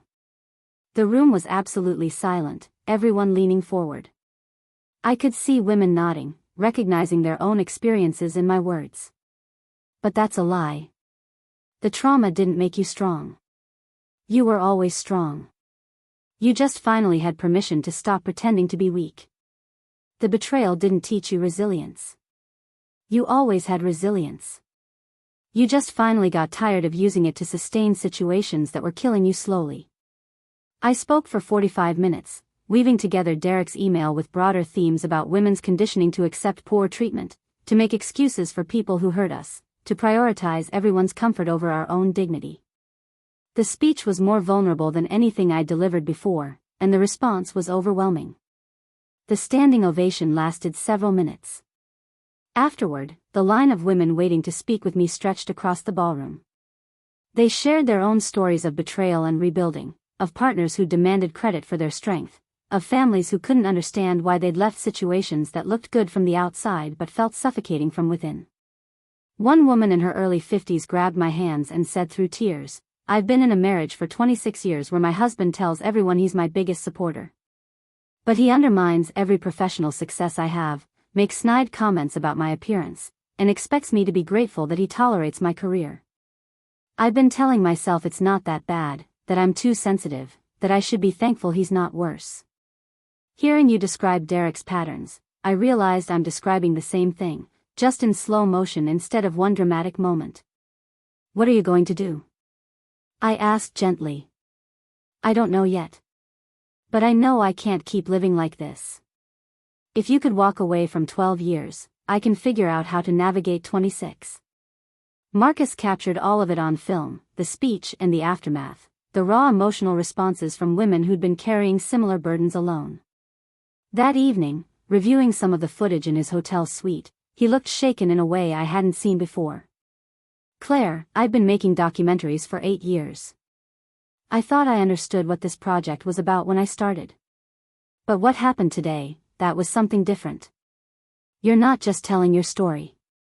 You're giving other women permission to tell theirs. Is that a good thing or a bad thing for your documentary?" Marcus laughed. "It's a great thing for the documentary. But it's also a responsibility. This isn't just going to be a feel-good story about one woman's comeback. It's going to challenge people, make them uncomfortable. Some viewers will see themselves in Derek and not like what they recognize. Others will see themselves in you and realize they've been accepting treatment they shouldn't. Are you prepared for that kind of response?" I thought about it carefully, considering what it would mean to have my story reach that widely, to potentially inspire difficult conversations and uncomfortable realizations. The old Claire would have worried about being too controversial, too polarizing. But the woman I'd become understood that sometimes discomfort was necessary for growth. I'm prepared. If my story can help even a fraction of the women I spoke to today, then whatever backlash comes is worth it. Ryan flew down the next morning to spend the weekend with me in San Francisco before we both headed back to Seattle. We walked through Golden Gate Park, grabbed lunch in the Mission District, acted like tourists in a city neither of us knew well. The normalcy of it felt grounding after the emotional intensity of the conference. Over dinner at a small Italian restaurant, Ryan brought up something I'd been avoiding thinking about. "Have you considered what happens when the documentary airs? Derek will probably watch it. So will Patricia, and everyone else in Portland who participated in or witnessed what happened. Your story will be public in a way it hasn't been before." "I know. Catherine thinks Derek might try to sue for defamation, claim I'm damaging his reputation. But everything I've said is documented fact. The emails, the financial manipulation, the proposal itself happened exactly as I've described it. I'm not worried about the legal side.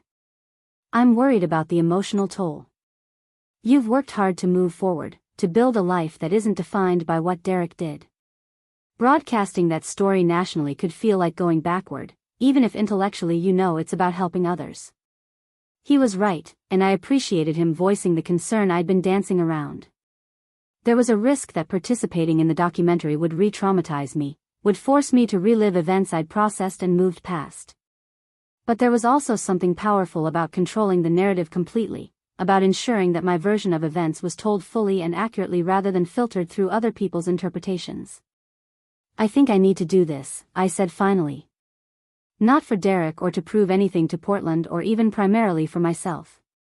But because there are millions of women in situations similar to what I experienced. They're being told they're too sensitive, too ambitious, too demanding. They're being gaslit into accepting betrayal as normal. If my story can reach even some of them and give them language for what they're experiencing, that matters more than my own comfort. Ryan reached across the table and took my hand. "Then I'm with you.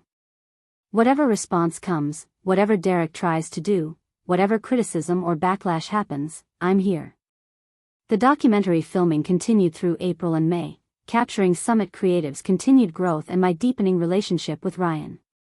Marcus interviewed Nicole, who provided context for the legal complexities of the divorce. He spoke with Patricia Morrison about how she'd come to hire me and what she'd observed in my professional development. He even got Ethan Brooks to sit down on camera and discuss Derek's deception of mutual friends. The one person Marcus couldn't interview was Derek himself. After the restraining order violation, Derek's attorney had apparently advised complete radio silence. No public comments, no social media posts, no attempts to shape the narrative. It was probably smart legal strategy, but it also meant the documentary would present my version of events largely unchallenged. In early June, Marcus showed me a rough cut of the documentary. It was 90 minutes of footage that traced my journey from the birthday proposal through the present day. The opening scene was devastating. Marcus had somehow obtained security footage from the Heathman that showed me entering the private dining room with the birthday cake, the moment of realization, and my exit. Watching it even a year later made my chest tight. But the arc of the story was ultimately empowering. The film showed my initial devastation, then the discovery of Derek's deception, the decision to leave, the move to Seattle, and the rebuilding of my career and life. It featured moments from both conference speeches, the raw emotional responses from other women, and interviews with people who'd witnessed my transformation. The documentary ended with footage from a team celebration at Summit Creative after we'd landed a major account. I was laughing with colleagues, clearly comfortable and confident in a way I'd never been at Cascade Marketing Group. The final shot was me and Ryan on the Seattle waterfront at sunset, walking hand in hand while I talked about learning the difference between performing happiness and actually experiencing it. When it ended, I sat in silence for several minutes. Marcus waited patiently, letting me process what I just watched. Finally, I spoke. "It's honest. Uncomfortably honest.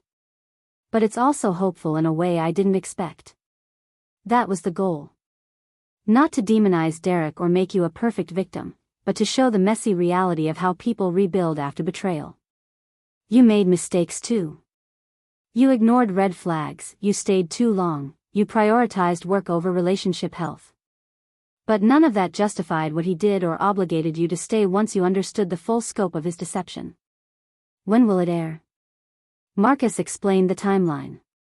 The documentary was set to premiere at a film festival in August, then would be picked up by a streaming service for wider release in September. There would be press coverage, interviews, probably think pieces analyzing the themes and my choices. I needed to prepare for significant public attention, both positive and negative. Catherine had already prepared a media strategy for when the documentary dropped. We'd make selective appearances on programs that would treat the story respectfully but wouldn't avoid hard questions. I'd do print interviews with journalists I trusted to be fair. And most importantly, I'd continue living my life and building my career, refusing to let the temporary spotlight derail my actual goals. July brought unexpected complications. Derek's company officially filed for bankruptcy, and the local Portland news covered it extensively.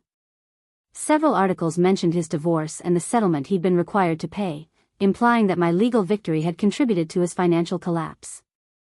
The narrative being constructed was that I'd taken him for everything he had, leaving him unable to weather normal business difficulties. The comments sections were brutal.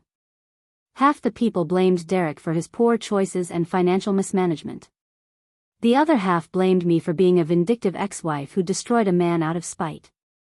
Neither narrative was accurate, but there was no way to correct every misperception without engaging in endless public arguments.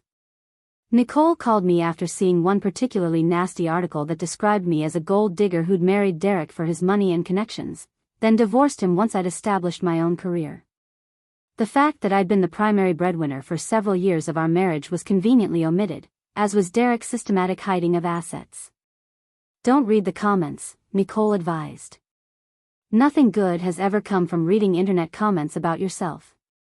People who don't know you or the actual facts feel entitled to judge your choices based on incomplete information. It's not worth your mental energy. She was right, but it was harder to ignore than I'd expected. Seeing myself described in such negative terms, having my motivations questioned and my character attacked by strangers, triggered old insecurities I thought I'd resolved. The voice in my head that had always whispered I wasn't good enough, that Derek's betrayal had been somehow my fault, found new ammunition in these public criticisms. Ryan found me one evening scrolling through comment threads, tears streaming down my face as I read increasingly vicious assessments of my character from people who'd never met me.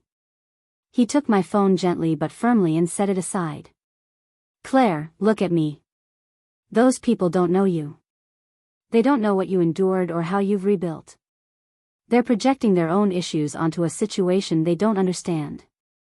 Their opinions literally do not matter. But what if they're right? What if I was too focused on my career? What if I could have tried harder to save the marriage?" Ryan's expression shifted to something fierce and protective. Derek had an affair. He hid money. He planned to divorce you while pretending everything was fine. He proposed to another woman on your birthday. None of that happened because you worked too hard. It happened because he's selfish and entitled and couldn't handle being with someone whose success challenged his ego. I know that intellectually. But emotionally, I keep wondering if there was something I could have done differently. There probably was. You could have left earlier when you first noticed red flags.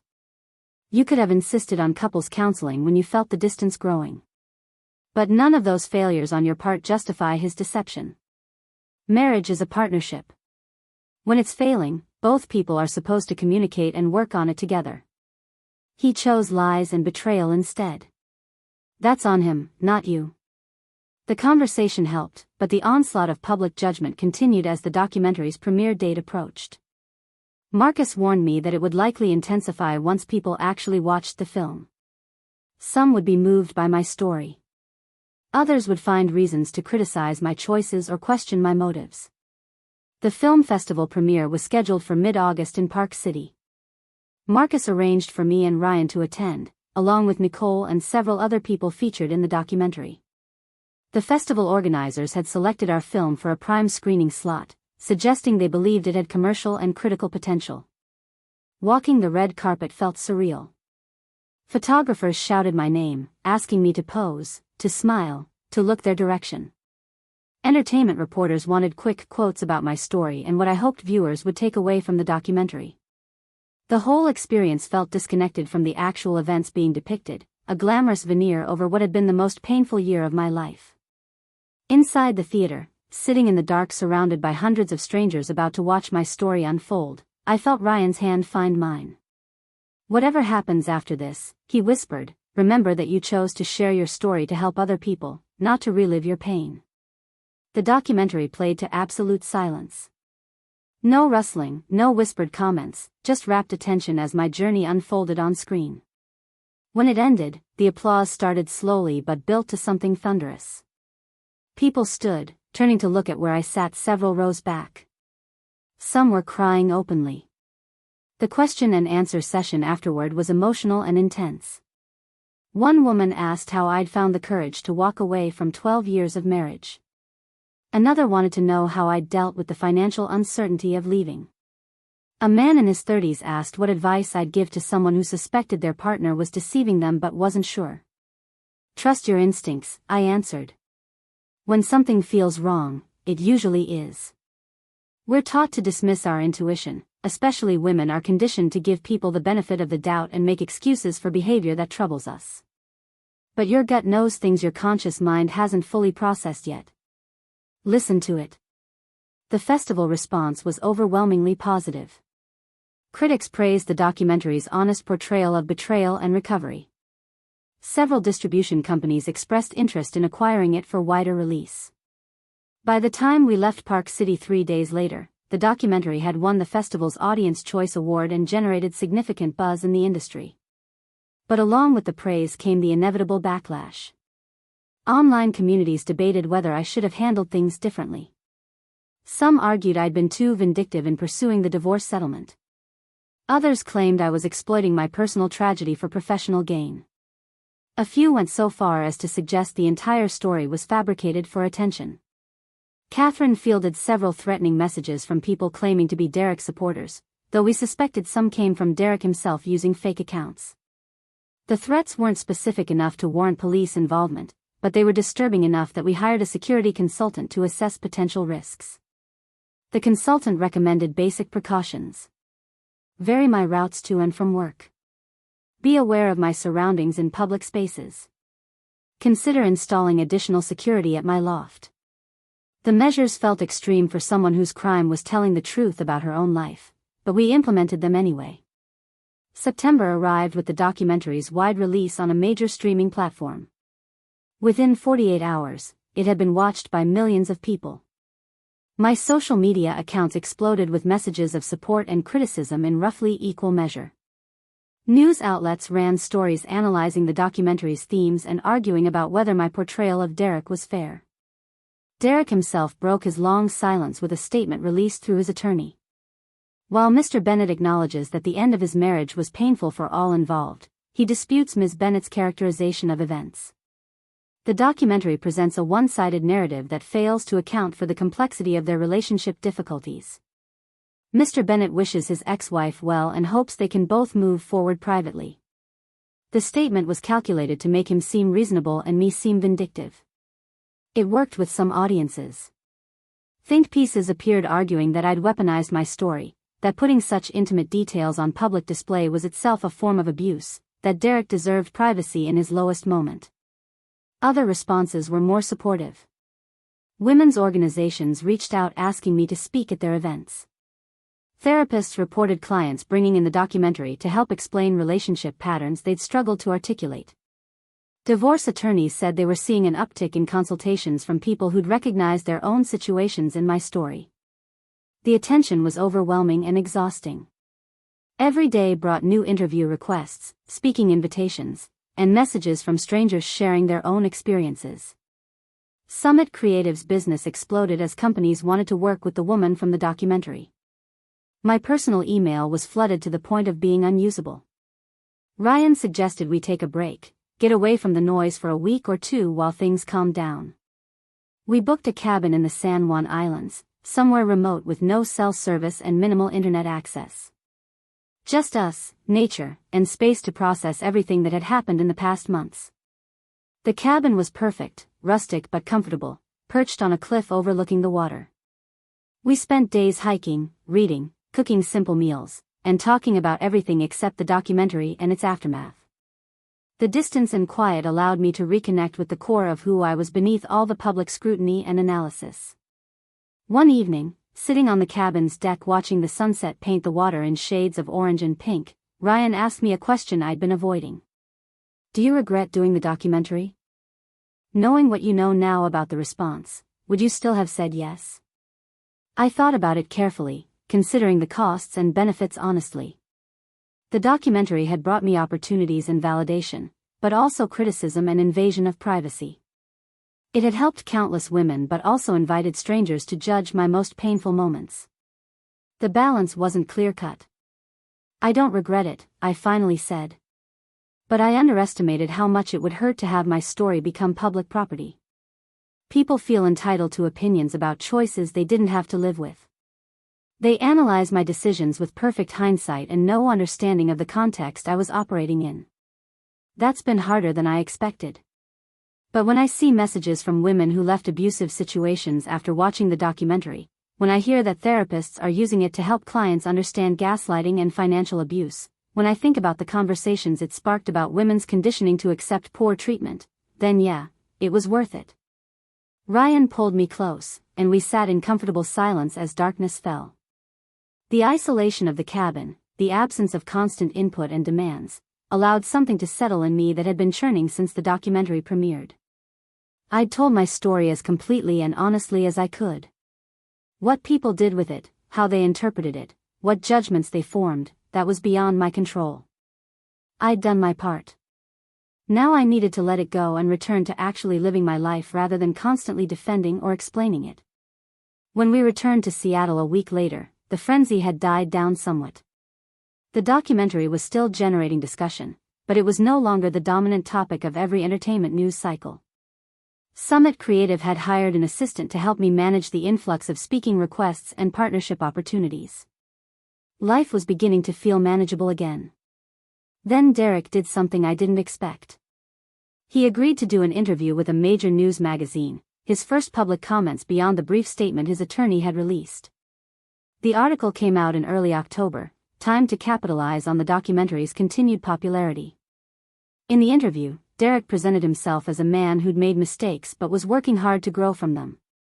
He acknowledged the affair and the deception, admitted that proposing to Vanessa on my birthday had been thoughtless and cruel. He talked about his therapy, his financial struggles, his efforts to rebuild his business and his reputation. But he also planted seeds of doubt about my narrative. He suggested I'd exaggerated his role in my career struggles, that Cascade Marketing Group's decision to let me go had been based on performance issues, not his influence. He claimed the divorce settlement had been punitive rather than fair, designed to hurt him financially rather than equitably divide assets. And he strongly implied that my success with Summit Creative owed more to my relationship with Ryan than to my actual abilities. The interview was masterfully done, presenting him as humble and self-reflective while subtly undermining my credibility.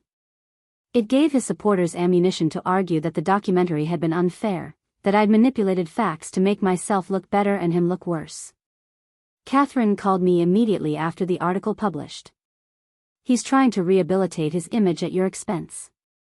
The good news is that most of what he said is provably false. The bad news is that fighting it publicly means staying engaged in this battle instead of moving forward. What do you recommend?" She was quiet for a moment. "Honestly, I think you ignore it. You've told your truth. You've provided documentation and evidence. People who want to believe him will believe him regardless of facts. People who recognize the patterns you described will see through his deflections. Getting into a public argument with him only keeps the drama alive." It went against every instinct I had. I wanted to refute every false claim, to provide evidence of every lie. But Catherine was right that engaging would only prolong the circus. Derek's interview would generate a few days of renewed interest, then fade as something else captured public attention. My job was to live well, to continue building the life I wanted, to let my actions speak louder than any rebuttal could. Ryan disagreed with that strategy. He thought I should do a follow-up interview providing evidence that contradicted Derek's claims. We had our first real argument about it, both of us passionate in our positions. "You've worked too hard to rebuild your reputation to let him tear it down with lies," Ryan insisted. "People need to hear your response, see the documentation you have." "And then what?" I countered. "He'll respond to my response, and we'll be locked in endless back and forth while everyone else gets bored and stops caring. I refuse to spend the next year of my life in a public argument with my ex-husband. That gives him exactly what he wants, continued relevance in my story." We ultimately compromised. I wouldn't do another major interview, but we would post a brief statement on Summit Creative's website with links to key documentation. Court filings showing Derek's hidden assets. Financial records proving I'd been the higher earner during much of our marriage. Performance reviews from Cascade showing my excellent work record before the divorce. The evidence would be available for anyone who wanted to verify facts, but I wouldn't actively campaign for people to believe me over Derek. The statement went live on a Friday afternoon. By Monday morning, several news outlets had written follow-up pieces presenting both sides and noting the documentary evidence I'd provided. The narrative shifted slightly. Not everyone believed me, but enough people saw through Derek's attempt at rehabilitation that his interview backfired somewhat. More importantly, I felt good about how I'd handled it. I'd provided facts without descending into mudslinging. I'd defended myself without obsessing over Derek's lies. And I'd done it in a way that allowed me to close that chapter definitively and return my focus to what actually mattered. November brought an opportunity that crystallized how far I'd come. I was invited to speak at a major national conference on entrepreneurship and innovation, not about my divorce or the documentary, but about Summit Creative's business strategies and growth trajectory. This was recognition of my professional accomplishments separate from my personal story, validation that I was more than just the woman from that documentary about betrayal and recovery. Preparing the presentation felt different from the keynotes about resilience and transformation. This was about market analysis, brand positioning, client acquisition strategies, the technical aspects of building a successful creative agency. It required me to step fully into my identity as a business leader rather than a survivor of betrayal. The conference was in Chicago, a cold November weekend where wind whipped off Lake Michigan and made walking between hotels an exercise in endurance. Ryan came with me, and we made a weekend of it, visiting museums and trying deep dish pizza for the first time. The normalcy of it, the simple pleasure of traveling together for work and carving out moments for exploration, underscored how thoroughly my life had transformed. My presentation was scheduled for the final day, late morning when people were fully awake but not yet thinking about lunch. I took the stage to an audience of several thousand entrepreneurs and business leaders, most of whom probably knew me from the documentary but were here for professional insights rather than personal drama. I'm Claire Bennett, Chief Marketing Officer and Partner at Summit Creative Agency, I began. And yes, I'm also the woman from that documentary about surviving public humiliation and rebuilding her life. But today, I'm not here to talk about my divorce. I'm here to talk about how we scaled a startup to 7 figures in revenue within 18 months by focusing on authentic relationships rather than transactional client management. The presentation lasted 45 minutes and was entirely focused on business strategy. I shared case studies of how we'd approached major accounts, discussed our philosophy of collaborative creativity, analyzed the metrics we use to measure success. No mention of Derek. No references to betrayal or recovery. Just solid professional content delivered with confidence and expertise. The applause afterward was enthusiastic but not overwhelming. No standing ovation, no tears, just the respect of peers acknowledging good work. It felt glorious. Exactly what I'd been working toward, recognition for what I could do rather than sympathy for what I'd endured. During the question and answer session, one person did ask how I'd maintain professional focus during personal chaos. I answered briefly and honestly without dwelling on details. When your personal life implodes, you have a choice. You can let it consume your entire identity, or you can compartmentalize enough to keep showing up in the other areas of your life. I chose to let work be a space where I was valued for my contributions rather than pitted for my circumstances. That separation was crucial to my survival. Flying back to Seattle that evening, I felt a sense of completion I hadn't experienced before. The documentary had told one story about me, the story of betrayal and recovery. But this conference had told a different story, one about professional excellence and business acumen. Both stories were true, both were parts of who I was, but I was finally moving into a space where the professional identity could stand on its own. December brought the 1-year anniversary of the divorce being finalized.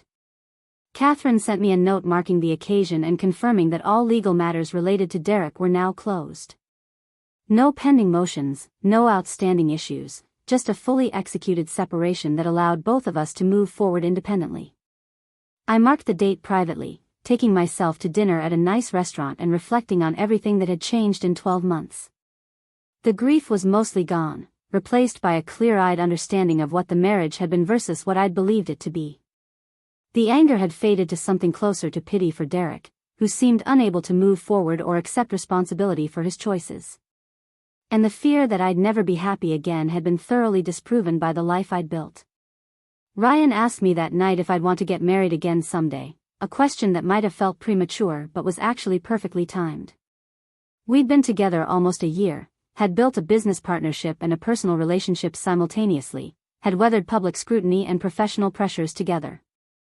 I think so, I answered honestly. But it would have to be different from what I had with Derek. Real partnership, not performance. Mutual support, not one person diminishing themselves to elevate the other. And absolute honesty, even when it's uncomfortable, instead of lies wrapped in superficial harmony. That sounds like a good foundation, Ryan said with a small smile. For the record, I'm not proposing. Yet. But when I do, it won't be a surprise that catches you off guard. It'll be something we've talked about, planned for, agreed makes sense for both of us. No dramatic public gestures, just a genuine question between two people who've chosen to build a life together. Good, I said, and meant it with every fiber of my being. Because I'm done with surprises that destroy everything. I want boring, predictable, honest communication for the rest of my life. We laughed together, and in that moment I understood that healing wasn't about forgetting what had happened or pretending the scars didn't exist. It was about integrating the pain into a fuller understanding of myself, using the lessons learned to build something better, and refusing to let one person's betrayal define the rest of my story. The documentary would always be part of my history, a public record of my worst year and my subsequent recovery. But it was becoming just one chapter in a much larger book, a painful but ultimately transformative experience that had taught me who I was when everything familiar was stripped away. And the answer to that question, the discovery of who I was at my core, had been worth the cost of finding out. The new year arrived with unexpected clarity about what I wanted my future to look like. Summit Creative had grown beyond anything Ryan and I had imagined when I first joined, and with that growth came decisions about direction and structure. We spent the first weeks of January in strategic planning sessions, mapping out expansion possibilities and discussing whether to bring in additional partners or outside investment.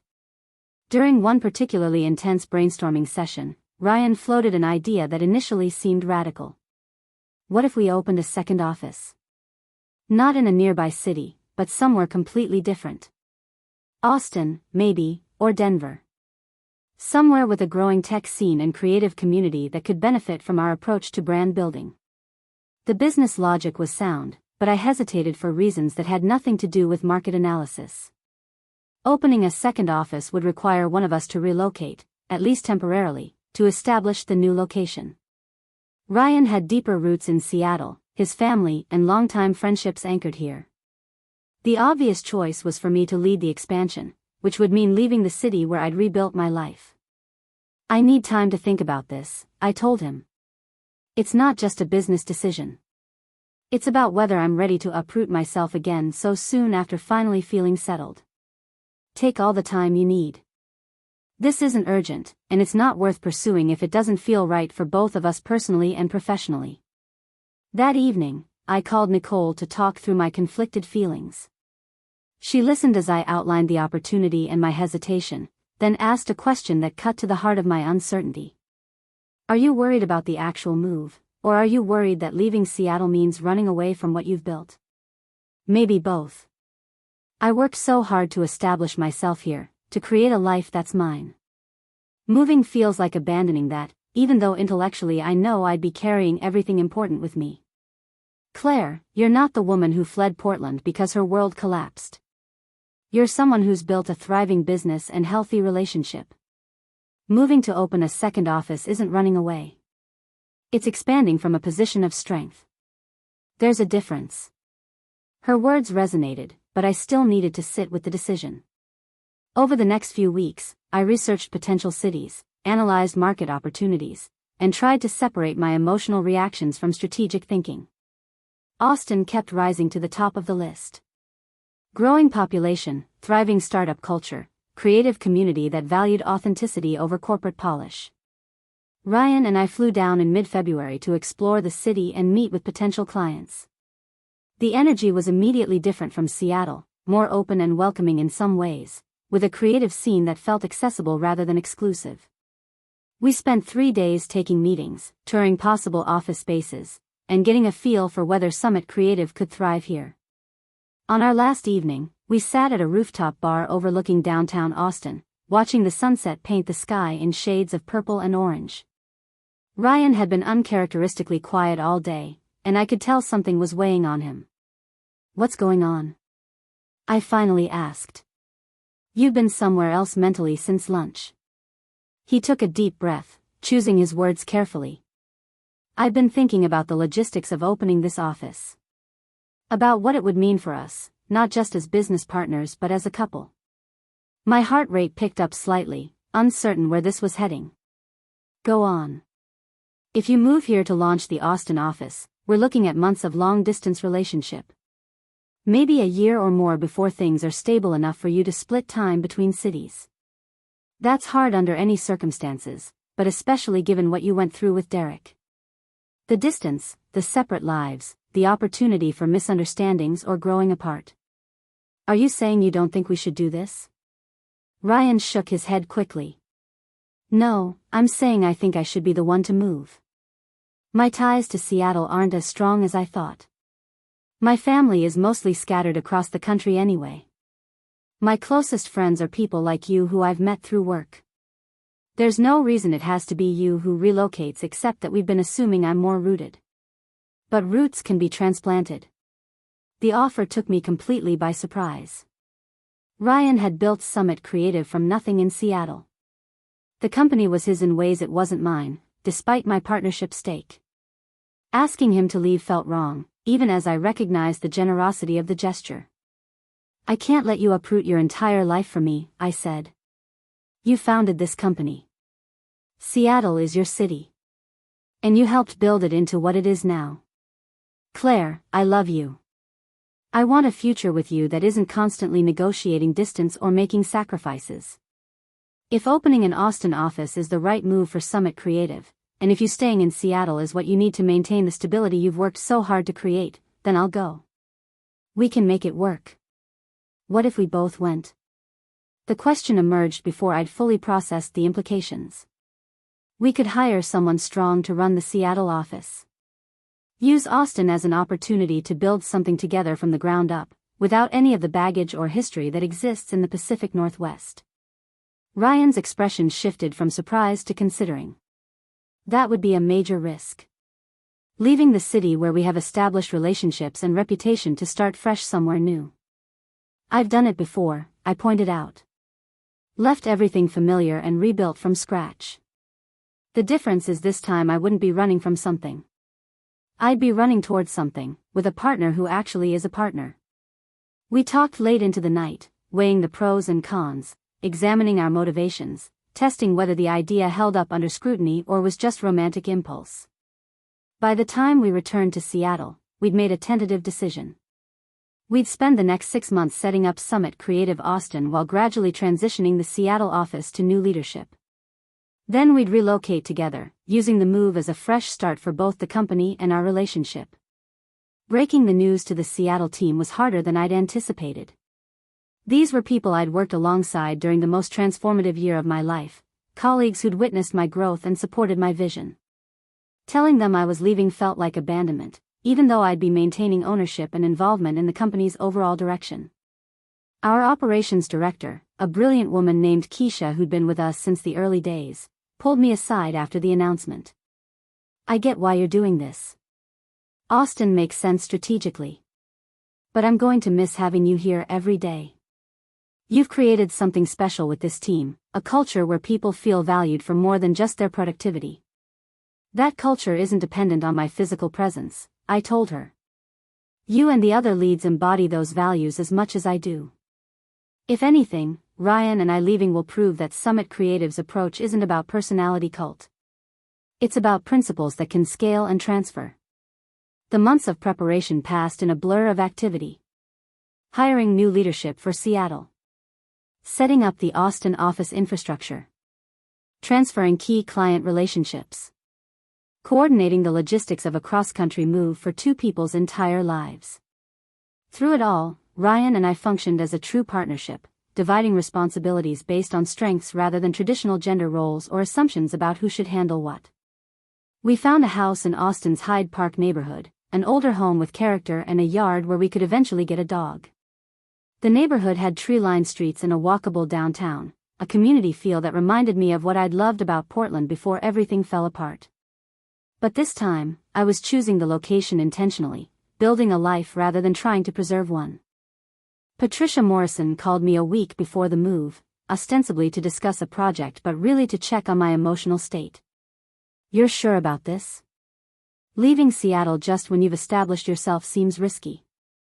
I'm moving from a position of strength rather than desperation, I explained. That makes all the difference.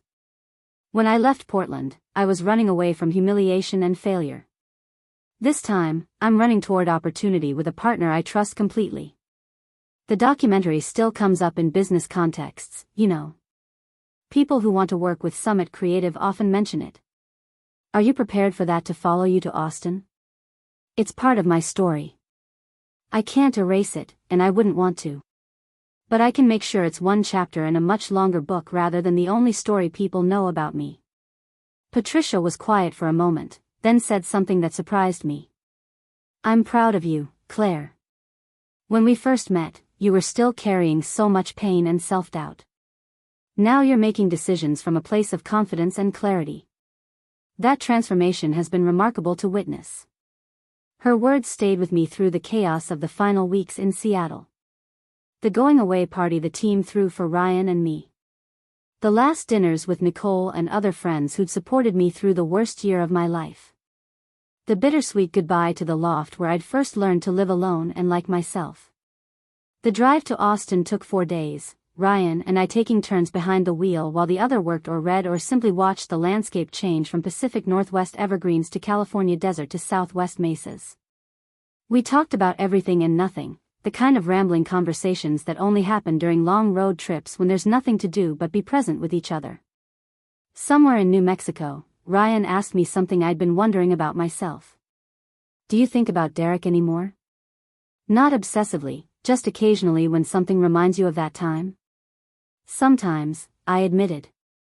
Usually when I encounter situations that echo patterns from the marriage. A client who tries to take credit for my work. Someone who expects me to make myself smaller to accommodate their ego. Those moments trigger recognition of behaviors I tolerated for too long. How do you handle it differently now? I don't tolerate it at all. The first time someone shows me they don't respect my boundaries or value my contributions, I address it directly. If it continues, I walk away. Derek taught me that staying in situations that diminish you only gets harder over time. Now I leave at the first real evidence that someone sees me as a supporting character in their story rather than the protagonist of my own. We arrived in Austin on a Friday afternoon in late July, the heat immediately oppressive after Seattle's mild summer. The moving truck was scheduled for the next day, which gave us the evening to explore our new neighborhood and begin acclimating to the city that would be home for at least the next few years. Walking through Hyde Park as the sun set and the temperature finally dropped below scorching, I felt something settle in my chest that I'd been carrying since the birthday proposal. The last vestige of grief or regret or wondering what if. Austin represented a clean slate, a place where nobody knew my story unless I chose to tell it, where I could be defined by my present rather than my past. Ryan squeezed my hand as we walked. New beginning. New beginning, I agreed. But taking all the lessons learned with us. The Austin office of Summit Creative officially opened in September, operating out of a converted warehouse space in the east side that perfectly captured the city's creative energy. We'd hired a small local team to complement the work we were doing, people who brought connections and understanding of the Austin market that Ryan and I couldn't provide as outsiders. Our first major pitch was for a music technology startup looking to rebrand as they scaled nationally. The founders were young, intense, absolutely convinced their product would revolutionize the industry. They reminded me of Derek in his early days, that same combination of ambition and arrogance that could either fuel success or breed disaster. During the pitch meeting, one of the founders made a comment that immediately raised red flags. We need a marketing director who's willing to be available 24/7. This company has to be your only priority, your complete focus. We're building something bigger than any individual, which means everyone needs to sacrifice personal life for the collective mission. Ryan and I exchanged a quick glance, having discussed situations like this during our drive to Austin.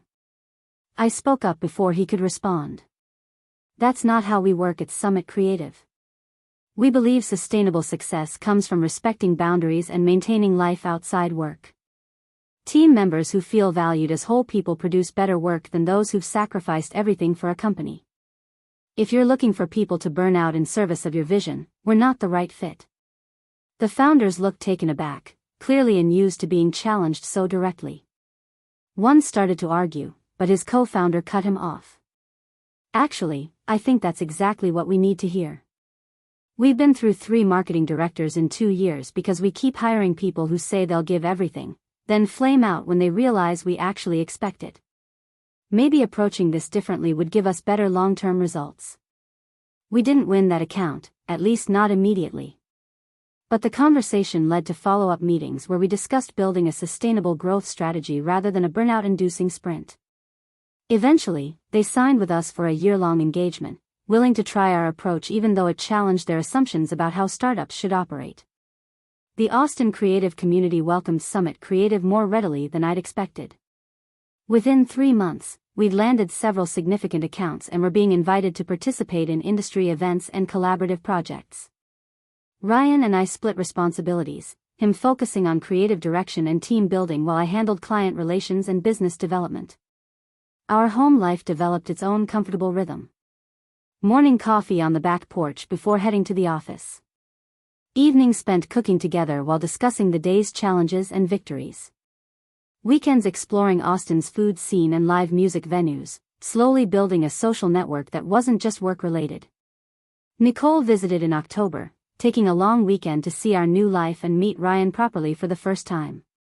They'd spoken on video calls during the documentary filming and throughout my Seattle years, but this was their first face-to-face meeting. I was nervous about it in a way I couldn't quite articulate, needing my best friend to approve of the man I'd built a life with. They bonded immediately over a shared love of terrible action movies and an analytical approach to problem solving. Watching them debate the plot holes in a fast and furious film while we waited for dinner at a barbecue joint, I felt something relax that I hadn't realized was tense. The people I loved most were able to love each other, creating a foundation of support that hadn't existed in my marriage to Derek. On Nicole's last evening in Austin, the 3 of us sat on our back porch drinking wine and talking about everything we'd been through in the past 2 years. Nicole looked at me with an expression I couldn't quite read. You know what's different about you now compared to when you were married to Derek? It's not that you're happier, though you obviously are. It's that you take up space without apologizing for it. You state what you need and want without cushioning it to make other people comfortable. You've stopped performing for approval. I thought about that observation, recognizing its truth. The old Claire had constantly calibrated her behavior based on how others might react, making herself smaller or quieter or more accommodating to avoid conflict or disapproval. The person I'd become said what she meant and meant what she said, trusting that people who couldn't handle that weren't meant to be in her life. Derek needed me to be smaller than him, I said. His ego couldn't tolerate an equal partner, especially not one who excelled in areas he found threatening. I spent 12 years trying to be just successful enough to contribute financially but not so successful that I overshadowed him. That's exhausting and ultimately impossible. Ryan spoke up from where he'd been listening quietly. The first time I met you, before I knew your story, I remember thinking you seemed careful. Like you were constantly monitoring the impact of your words and adjusting in real time. It took months before I saw you fully unguarded. When did that shift happen? Nicole asked. Honestly? After the documentary aired and Derek tried to rehabilitate his image by undermining mine. That was the moment I stopped caring whether people believed me or liked me or thought I'd handled everything perfectly. I'd told the truth. I'd provided documentation. People could accept it or not, but I wasn't going to keep defending myself or moderating my story to make others comfortable. The conversation drifted to other topics, but Nicole's observation stayed with me. Taking up space without apologizing for it. That phrase became something of a mantra in the months that followed, a reminder that I'd earned the right to exist fully rather than partially. November brought unexpected news from Portland. Ethan Brooks reached out, his message brief and to the point. Derek had another health scare, apparently stress-related, and was finally entering serious therapy to address the behavioral patterns that had destroyed his marriage and business. Ethan wanted me to know not because Derek was asking for anything, but because he thought I deserved to understand that Derek was at least attempting to take responsibility for his actions. I appreciated Ethan's message but felt no need to respond. Derek's journey towards self-awareness wasn't my concern anymore.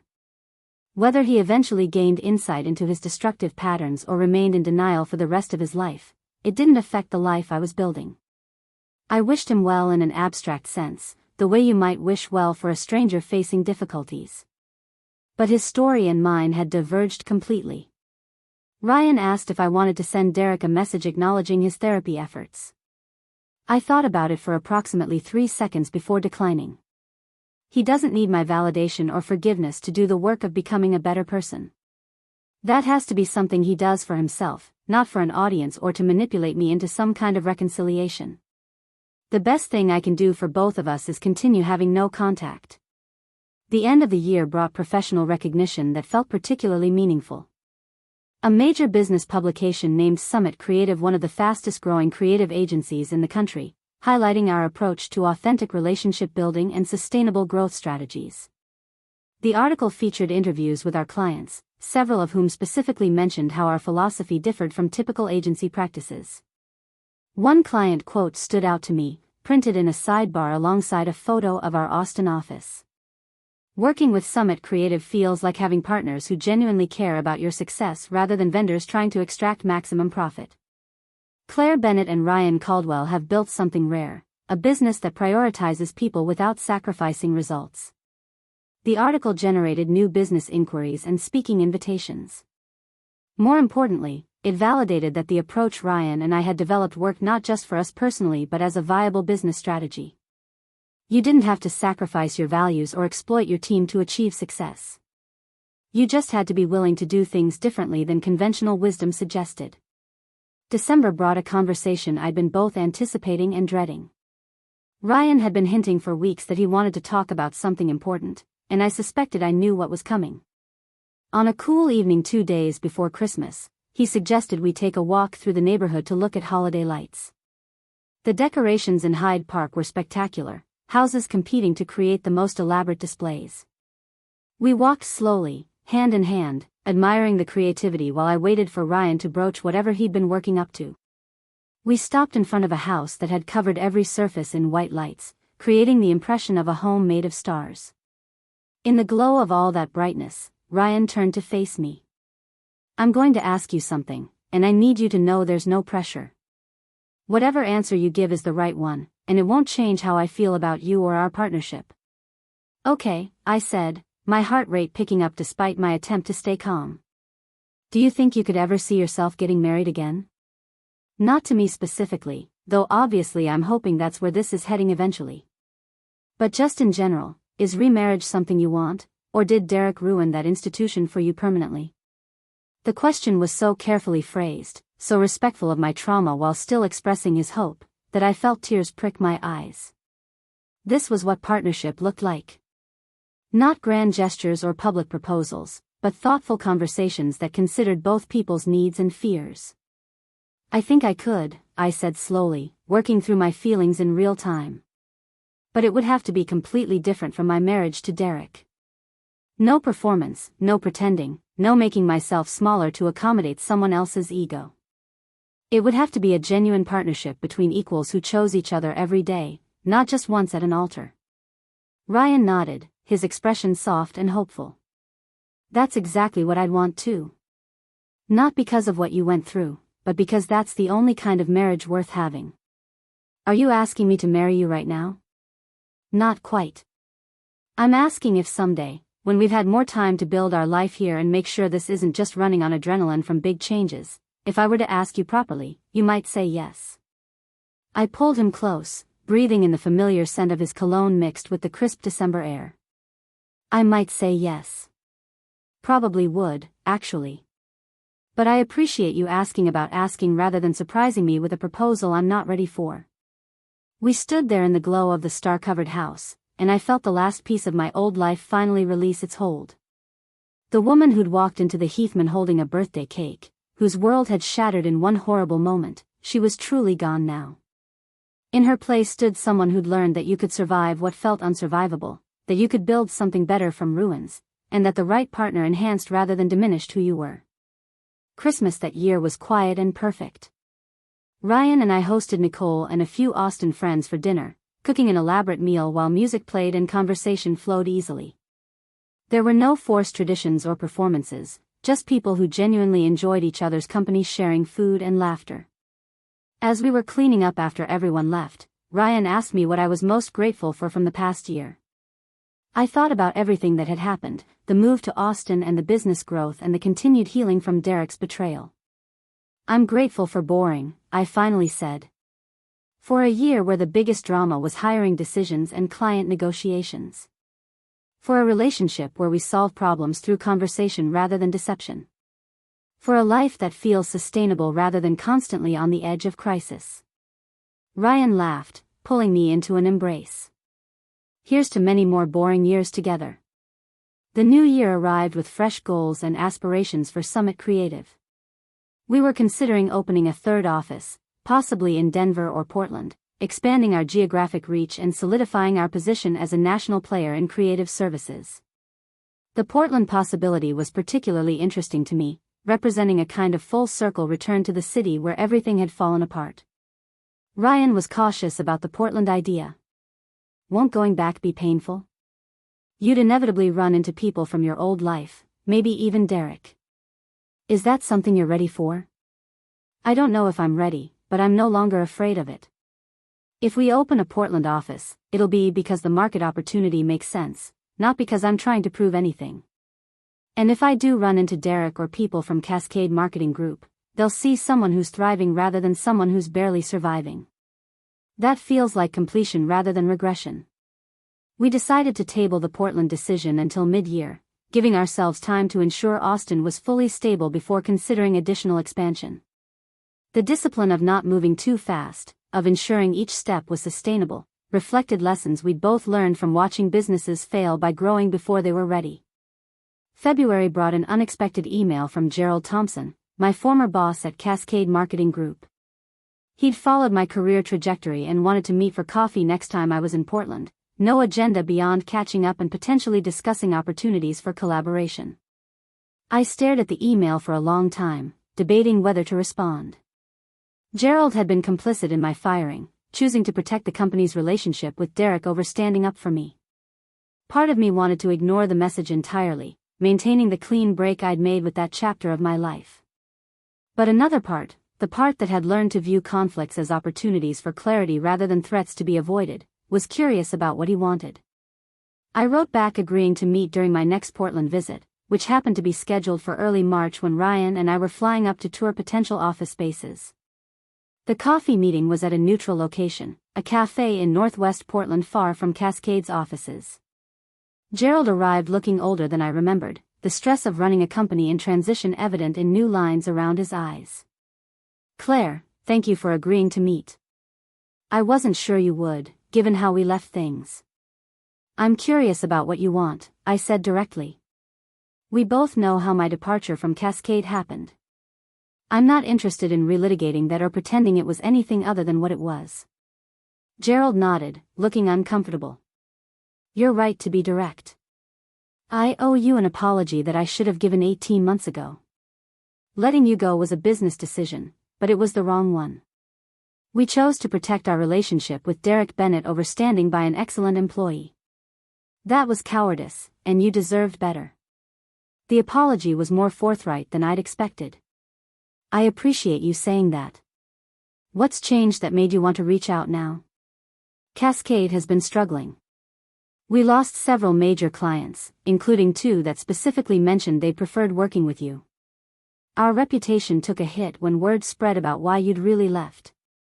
And Derek Bennett's company going bankrupt meant that the business relationship we prioritized over you didn't even survive. So you're reaching out because I was right and you were wrong. Gerald had the grace to look sheepish. Partly. But also because I've followed your work at Summit Creative. The campaigns you've developed, the client relationships you've built, the company culture you've created. You're doing exactly what I always suspected you were capable of if given real support and autonomy. Where is this going, Gerald? He took a breath, clearly nervous about what he was about to propose. Cascade needs help. Our marketing approach has stagnated, our client retention is terrible, and frankly, we're not sure how to fix it. I'm wondering if Summit Creative might be interested in consulting with us, maybe even acquiring us if the terms made sense. The audacity of the request was almost breathtaking. The company that had fired me to protect their relationship with my ex-husband now wanted me to rescue them from the consequences of that decision. My first instinct was to refuse immediately, to let Cascade fail as karmic justice for how they'd treated me. But I'd learned over the past 2 years that revenge was rarely satisfying and that business decisions shouldn't be driven by personal grievances. If acquiring Cascade made strategic sense for Summit Creative, if the numbers worked and the cultural integration was feasible, then my history with the company shouldn't be the determining factor. "Send me your financials and client roster," I said. "I'll review everything with Ryan and our leadership team. If there's a viable opportunity, we'll discuss terms. But Gerald, I need you to understand something. This wouldn't be about rescuing Cascade or validating my departure or proving anything about the past. It would be a straightforward business transaction that makes sense for Summit Creative's growth strategy." "I understand. And Claire, for what it's worth, I really am sorry. You deserved better from us." Walking out of that cafe, I felt something complete that I hadn't known was unfinished. Gerald's apology wouldn't change what had happened or erase the pain of being fired during my worst personal crisis. But it did acknowledge reality in a way that felt validating. I had been right. My work had been excellent. The decision to let me go had been political rather than performance-based. Ryan was waiting at our hotel when I returned from the meeting. He'd been touring potential office spaces but had cut his day short to be there when I finished with Gerald. The consideration of that gesture, the understanding that even meetings about the past could be emotionally complicated, reminded me why this relationship worked. "How did it go?" he asked, handing me a cup of tea he'd ordered from room service. "Surreal. Cascade wants us to potentially acquire them. Gerald basically admitted they made a mistake letting me go and now they need our help to survive." We spent the evening reviewing the information Gerald had sent, analyzing whether acquiring Cascade made any sense. The numbers were worse than I'd expected, years of declining revenue and client attrition painting a picture of a company in serious trouble. Turning it around would require significant time and resources. But the client list included several companies Summit Creative had been trying to break into, and the Cascade brand still carried weight in certain Portland circles despite recent struggles. With the right leadership and culture shift, it could potentially become a viable Pacific Northwest presence for our expanding company. "This is a business decision," Ryan reminded me as we debated pros and cons. "Your history with Cascade can inform our thinking but shouldn't drive it. Would we consider acquiring a company with these metrics and client relationships if you'd never worked there?" "Probably not," I admitted. The cultural integration alone would be a nightmare, trying to shift people from whatever toxic patterns led to their current situation into Summit Creative's approach. And the satisfaction of essentially taking over the company that fired me isn't worth the headache if the underlying business doesn't make sense. "So we pass?" "I think we pass. But I'll write Gerald a thoughtful response explaining our reasoning and wishing them well. Taking the high road even when part of me wants to gloat." The email I sent Gerald the next day was professional and honest. We'd reviewed their information carefully and didn't feel Cascade was the right fit for Summit Creative's current growth strategy. I thanked him for thinking of us and for the apology, which I genuinely appreciated even though it didn't change our business calculus. His response came within hours, disappointed but gracious. He understood our decision and hoped we might reconsider if circumstances changed. The exchange felt like true closure on that chapter of my professional life. Cascade had been an important step in my career development, teaching me lessons about office politics and the importance of protecting yourself in corporate environments. But it wasn't part of my future, and that was okay. The Portland trip also included dinner with Patricia Morrison, who'd become something of a mentor over the past 2 years. We met at a restaurant overlooking the Willamette River, catching up on business developments and personal growth. Patricia had sold Morrison Industries the previous year, transitioning to a board advisory role that gave her more freedom while maintaining her influence in the industry. "I heard Gerald Thompson reached out about potentially acquiring Cascade," she said over appetizers. "That must have been interesting, given your history with them." I gave her the abbreviated version of our meeting and decision, watching her nod approvingly. "Good call passing on it. Acquiring a struggling company to prove a point is never worth the resources it demands. But I'm glad Gerald apologized. He's a decent man who made a cowardly decision. Acknowledging that takes some courage. Do you keep in touch with anyone else from the Portland business community? I asked, circling around the question I really wanted answered. Does anyone ever mention Derek? Patricia's expression shifted to something between pity and disgust. Derek is mostly forgotten. His bankruptcy and the revelations about his financial manipulation damaged his reputation beyond repair. Last I heard, he'd moved to Seattle and was working in some middle management position at a property development firm. Trading on past successes when people don't know about his recent failures. Seattle. The city where I'd rebuilt my life, where Summit Creative still maintained its original office. The coincidence felt calculated, though I couldn't imagine what Derek hoped to accomplish by relocating to my former home base. Does that bother you? Patricia asked, reading my expression accurately. That he followed you to Seattle in some sense? Not really. Seattle's a big city, and I don't live there anymore. If anything, it's sad. 2 years after our divorce and he's still defining his choices in relation to mine instead of building something independent. That's the opposite of moving on. The conversation shifted to other topics, but Patricia's news about Derek stayed with me. I genuinely moved forward, creating a life that had nothing to do with him or our marriage. But apparently he was still orbiting my trajectory, unable to fully separate his identity from our shared past. That realization generated more pity than anger, a recognition that Derek remained trapped while I'd escaped. Flying back to Austin the next day, Ryan and I discussed whether to tell our Seattle team about Derek's relocation. The risk of him showing up at the office or trying to contact current employees seemed low but not impossible. Eventually, we decided on a brief heads-up without making it a bigger deal than necessary. Derek Bennett, my ex-husband, apparently lives in Seattle now. If he contacts anyone at the office, please don't engage and let us know immediately. The Seattle team's response was professional and supportive, several people expressing surprise that Derek would relocate to a city where my professional reputation was strong. But mostly, it was a non-event.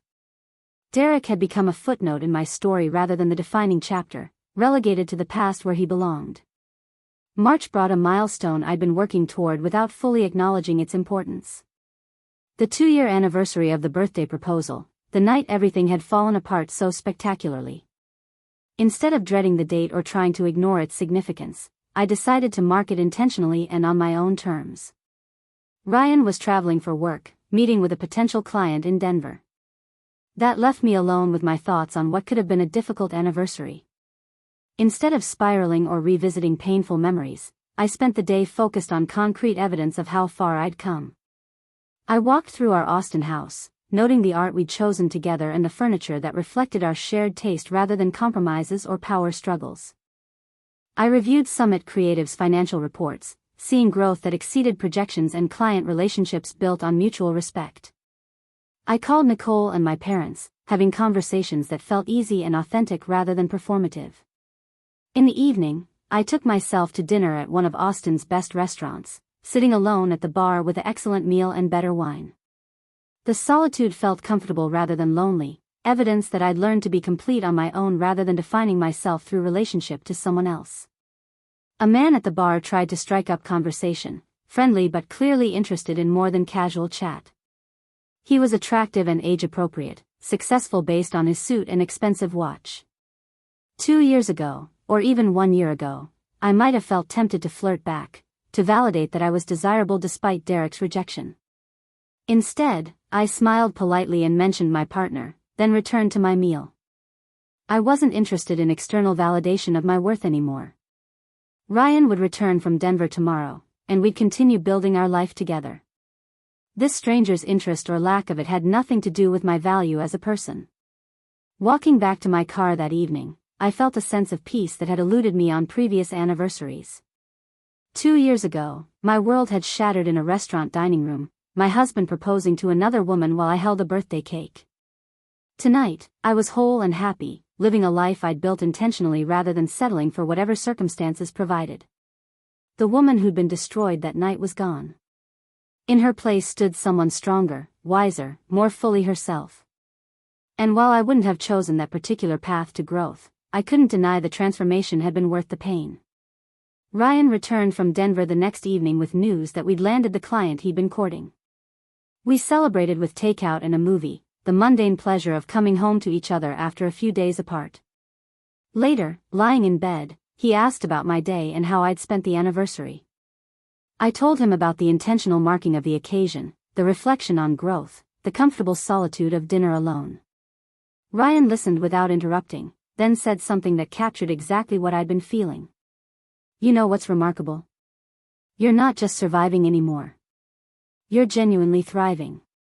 That's not about Derek or the divorce or any of the external circumstances. It's about the work you did to become someone who could build a life worth living. I pulled him close, grateful for his understanding and his consistent presence. This is what love looks like, I thought. Not grand gestures or public proposals, but showing up consistently and seeing each other clearly. The rest of March passed in productive normalcy. Summit Creative Austin continued its steady growth. Ryan and I settled more deeply into our routine and our relationship. The documentary had faded from immediate public consciousness, becoming something people occasionally referenced but no longer the defining aspect of my public identity. Then, in early April, I received an email that disrupted the comfortable rhythm we'd established. It was from a literary agent named Sharon Kaufman, reaching out about the possibility of me writing a book about my experiences. The documentary had generated significant interest, and she believed there was an audience for a deeper exploration of the themes it touched on. My initial reaction was to decline immediately. The documentary had been emotionally exhausting, opening up my life to public scrutiny and judgment. A book would be even more invasive, requiring me to examine and articulate experiences I'd spent 2 years processing. The idea of revisiting that pain in such detail felt overwhelming. But Sharon's email mentioned something that gave me pause. She wasn't interested in a memoir focused on Derek's betrayal and my victimhood. Instead, she proposed a book about the broader themes of women's conditioning to accept poor treatment, the professional costs of personal disruption, and the process of rebuilding identity after major life upheaval. My story would be the narrative thread, but the real focus would be on patterns and lessons that applied to millions of women facing similar challenges. I forwarded the email to Nicole, Ryan, and Patricia Morrison, the 3 people whose judgment I trusted most. Their responses varied but ultimately aligned. Nicole thought it could be powerful if approached as a tool for helping others rather than another retelling of my trauma. Ryan worried about the emotional toll but supported whatever decision I made. Patricia bluntly stated that I had a responsibility to use my platform for good, and a thoughtfully written book could reach people the documentary never would. After a week of consideration, I set up a call with Sharon to discuss her vision more specifically. She represented several authors who'd written about overcoming adversity, always with an emphasis on practical wisdom rather than emotional manipulation. Her approach felt aligned with how I wanted to frame any discussion of my experiences. Here's what I don't want to write, I told her during our initial conversation. I don't want a book that's about how terrible Derek was or how much I suffered. I don't want revenge porn or inspiration porn. What I do want, if I'm going to do this at all, is something that helps women recognize the patterns in their own lives and gives them tools for making different choices. Sharon's response convinced me she understood. The best books in this space don't dwell on the trauma. They use it as context for discussing the cultural and psychological factors that keep people trapped in harmful situations. Your story is compelling because it shows both the trap and the escape. That's valuable. We agreed to a proposal and sample chapters, no commitment beyond seeing if the project felt viable once I actually started writing. The advance Sharon mentioned was substantial enough to make the time investment worthwhile from a practical standpoint. But more importantly, the project felt like it could serve a purpose beyond my own processing. I spent May and June working on the book proposal and sample chapters, writing early in the morning before heading to the office. The process was harder than I'd anticipated, requiring me to examine motivations and patterns I'd only partially understood while living through them. Why had I stayed in a marriage that wasn't fulfilling me?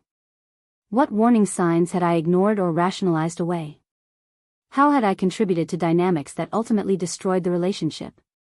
Those questions demanded honesty that was sometimes uncomfortable. It would have been easier to frame myself as Derek's innocent victim, someone who'd done everything right but been betrayed anyway. But the truth was more complex. I'd prioritized career over relationship health. I'd ignored red flags about Derek's ego and insecurity. I'd made myself smaller to avoid conflict rather than addressing problems directly. None of that justified Derek's deception or absolved him of responsibility for his choices. But acknowledging my own role in creating an unhealthy dynamic felt important for the book's integrity.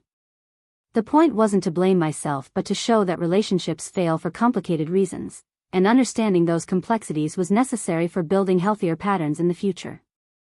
Ryan read the sample chapters and gave feedback that was both supportive and challenging.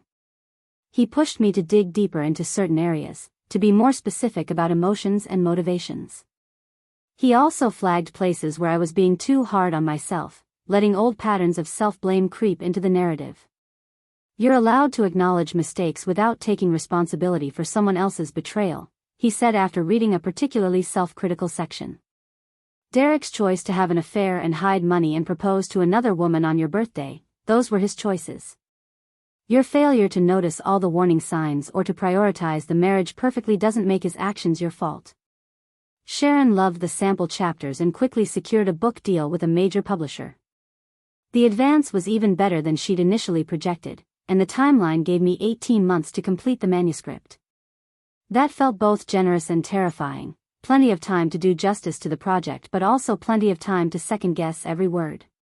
The book news generated some media interest, mostly positive coverage about how I was continuing to use my experience to help others.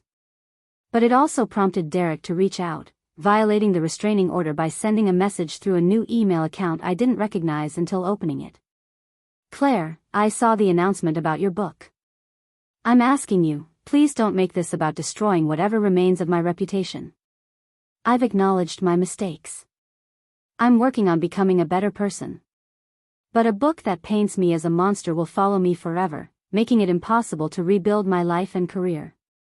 The email continued for several paragraphs, alternating between pleading and subtle threats.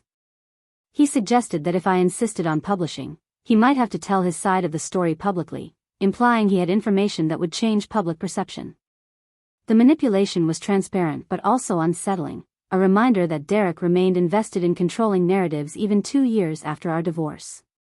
Catherine's response when I forwarded her the email was succinct and professional. "File it with the court as evidence of another restraining order violation. Draft a brief response through me stating that the book is not about him and he has no legal standing to prevent its publication. Then ignore any further attempts at contact." The book became a consuming project through the second half of the year, demanding more emotional energy than I'd anticipated. Each chapter required revisiting specific moments and examining them from angles I'd avoided during the actual living of them. The process was therapeutic in some ways, allowing me to integrate experiences that I'd only partially processed. But it was also exhausting, requiring me to maintain enough emotional distance to write clearly while remaining connected enough to write authentically. Ryan became my anchor during those months, pulling me back to present reality when I got too lost in past pain. He'd suggest we take breaks to go hiking or see live music, creating space for joy and spontaneity amidst the heavy work of memoir writing. His presence was a constant reminder that my story didn't end with Derek's betrayal, that I'd built something better and more real in the aftermath. By December, I'd completed a full draft of the manuscript. Sharon read it over the holidays and came back with detailed notes about structure and pacing. The revision process took another 2 months, refining arguments and deepening analysis. But by early spring, the book was finished and scheduled for publication in September, carefully timed to coincide with the 3rd anniversary of the birthday proposal. The title we'd chosen was Taking Up Space, Reclaiming Your Life After Betrayal and Manipulation. It captured both the personal narrative and the broader themes about women learning to value themselves fully rather than diminishing to accommodate others. The cover featured a simple image of an open door, suggesting both departure and possibility. As publication approached, I felt a mixture of anticipation and trepidation. The book was more revealing than the documentary, more vulnerable in its examination of my choices and growth. Putting that level of truth into the world felt both liberating and terrifying. But I'd committed to the project believing it could help others, and I needed to trust that purpose would sustain me through whatever response came. The woman who'd walked into the Heathman 3 years ago holding a birthday cake would never have imagined writing a book about the aftermath of that night. But the woman I'd become understood that sometimes our worst moments create opportunities to help others avoid or escape similar situations. And that transformation, painful as it had been, was worth sharing. The book launch happened on a warm September evening in Austin, 3 years to the day after Derek had proposed to Vanessa at what should have been my birthday celebration. The symmetry wasn't lost on anyone, and I'd chosen the date deliberately. What had been my worst day was now being transformed into something meaningful and empowering. The bookstore was packed beyond capacity, people standing in the aisles and sitting on the floor when all the chairs filled. Sharon had warned me that first-time author events rarely drew significant crowds, but apparently my story had resonated more deeply than standard publishing metrics predicted. Looking out at the sea of faces, I saw women of all ages, some holding worn copies of the book they'd already purchased and read, others clutching new hardcovers waiting to be signed. Ryan sat in the front row beside Nicole, who'd flown down from Portland for the occasion. Patricia Morrison was there too, along with several Summit creative team members and Austin friends we'd made over the past year. But most of the audience were strangers, women who'd connected with my journey through the documentary or advance reviews of the book. I opened with the story everyone knew, the birthday proposal that had detonated my life. But I framed it differently than I had in previous tellings, focusing less on the dramatic betrayal and more on what came after. The moment of choosing myself over comfortable lies. The terrifying freedom of walking away from everything familiar. The slow, painful work of rebuilding identity from fragments. Then I read from the book's final chapter, the section about what it means to truly take up space in your own life. To state needs without apology. To set boundaries without guilt. To value your own judgment over others' approval. The words felt true in a way they might not have 3 years earlier, when I was still learning these lessons rather than embodying them. The question and answer session ran over its scheduled time because people kept raising their hands, sharing their own stories of betrayal and recovery, asking for advice about situations they were navigating. One woman in her 60s talked about leaving a 40-year marriage after realizing she'd spent her entire adult life making herself smaller to prop up her husband's ego. Another in her 20s described recognizing patterns from my book in her current relationship and finding the courage to end things before investing more years in something fundamentally unhealthy. A man near the back asked a question that caught me off guard. What would you say to Derek if he were here right now? Not what you wish you'd said 3 years ago, but what you'd say today, knowing everything you know now. I thought about it carefully, aware that whatever I said would likely be quoted and analyzed. The truth was complex and had evolved significantly over 3 years of processing and growth. I'd probably say thank you, I finally answered. Not because what he did was okay or because I'm grateful for the pain. But because his betrayal forced me to stop accepting unacceptable treatment. It shattered illusions I'd been clinging to and created space for me to build something authentic. Derek intended to destroy me that night. Instead, he freed me. That's the opposite of what he wanted, which makes it the perfect outcome. The audience laughed and applauded, appreciating the irony. But I meant it sincerely. Derek's worst act had ultimately served my highest good, not because betrayal is beneficial but because I'd done the work to transform pain into wisdom. The signing line stretched for hours, each person wanting a moment of connection, a few words of encouragement, validation that their own struggles mattered. My hand cramped from writing inscriptions, but I stayed until the last person had their book signed. These were women who'd seen themselves in my story, who'd found permission to choose themselves in my choice. I owed them whatever time and attention I could offer. Walking back to our car near midnight, Ryan pulled me close. I'm so proud of you. Not just for the book, but for everything you've become through this process. You could have stayed bitter and broken. Instead, you did the work and built something beautiful. We drove home through quiet Austin streets, and I felt something settle that had been restless for 3 years. The story was told. The lessons were shared. Whatever happened next with book sales or critical reception or Derek's inevitable response, I'd done what I set out to do. I transformed my worst experience into something that could help others, and that mattered more than any commercial success. Derek's response came within days, exactly as predicted. He published a lengthy essay on a personal blog detailing his version of our marriage and divorce. The piece was carefully crafted to generate sympathy, portraying himself as a flawed man who'd made mistakes but was trying to grow, unfairly demonized by an ex-wife seeking revenge and profit. Catherine advised ignoring it completely. He's trying to provoke a response that keeps him relevant to your narrative. Don't give him that power. Your book stands on its own merits. People who want to believe him will regardless of evidence. People who recognize the patterns you described will see through his manipulation. The essay generated brief media interest, a few articles examining both sides of the story. But mostly, it faded quickly. Derek no longer had the platform or credibility to shape public perception. His attempts to rehabilitate his image only reinforced the patterns I described in the book, the inability to accept responsibility without deflecting blame. The book became a surprise bestseller, spending several weeks on major lists and generating speaking invitations from around the country. Summit Creative continued thriving, opening a third office in Denver with plans for Portland still on the horizon. Ryan proposed on a quiet evening at home, no audience or grand gesture, just a thoughtful question between partners who'd built a life together. I said yes immediately, certain in a way I'd never been with Derek. This relationship was built on truth rather than performance, on mutual respect rather than one person diminishing themselves for the other's comfort.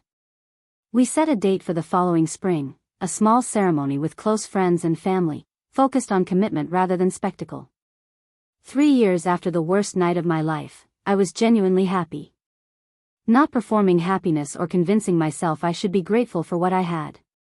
Actually, deeply content with the life I'd built and the person I'd become. Derek's betrayal had been devastating, but surviving it had taught me that I was stronger than I'd ever imagined. That I could rebuild from ruins. That the right life was worth waiting and fighting for.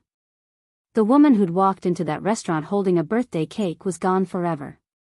In her place stood someone who understood her worth, who refused to settle for less than she deserved, who'd learned to take up space without apology. And while I wouldn't have chosen that particular path to growth, I couldn't regret where it had led me. Sometimes the worst thing that happens becomes the catalyst for your best life. Not because the trauma was good, but because you refused to let it define you. You did the work, made the hard choices, and built something better from the ashes. That's not Derek's gift to me. That's the gift I gave myself by choosing to survive and thrive rather than simply endure. Up next, you've got 2 more standout stories right on your screen. If this one hit the mark, you won't want to pass these up. Just click and check them out.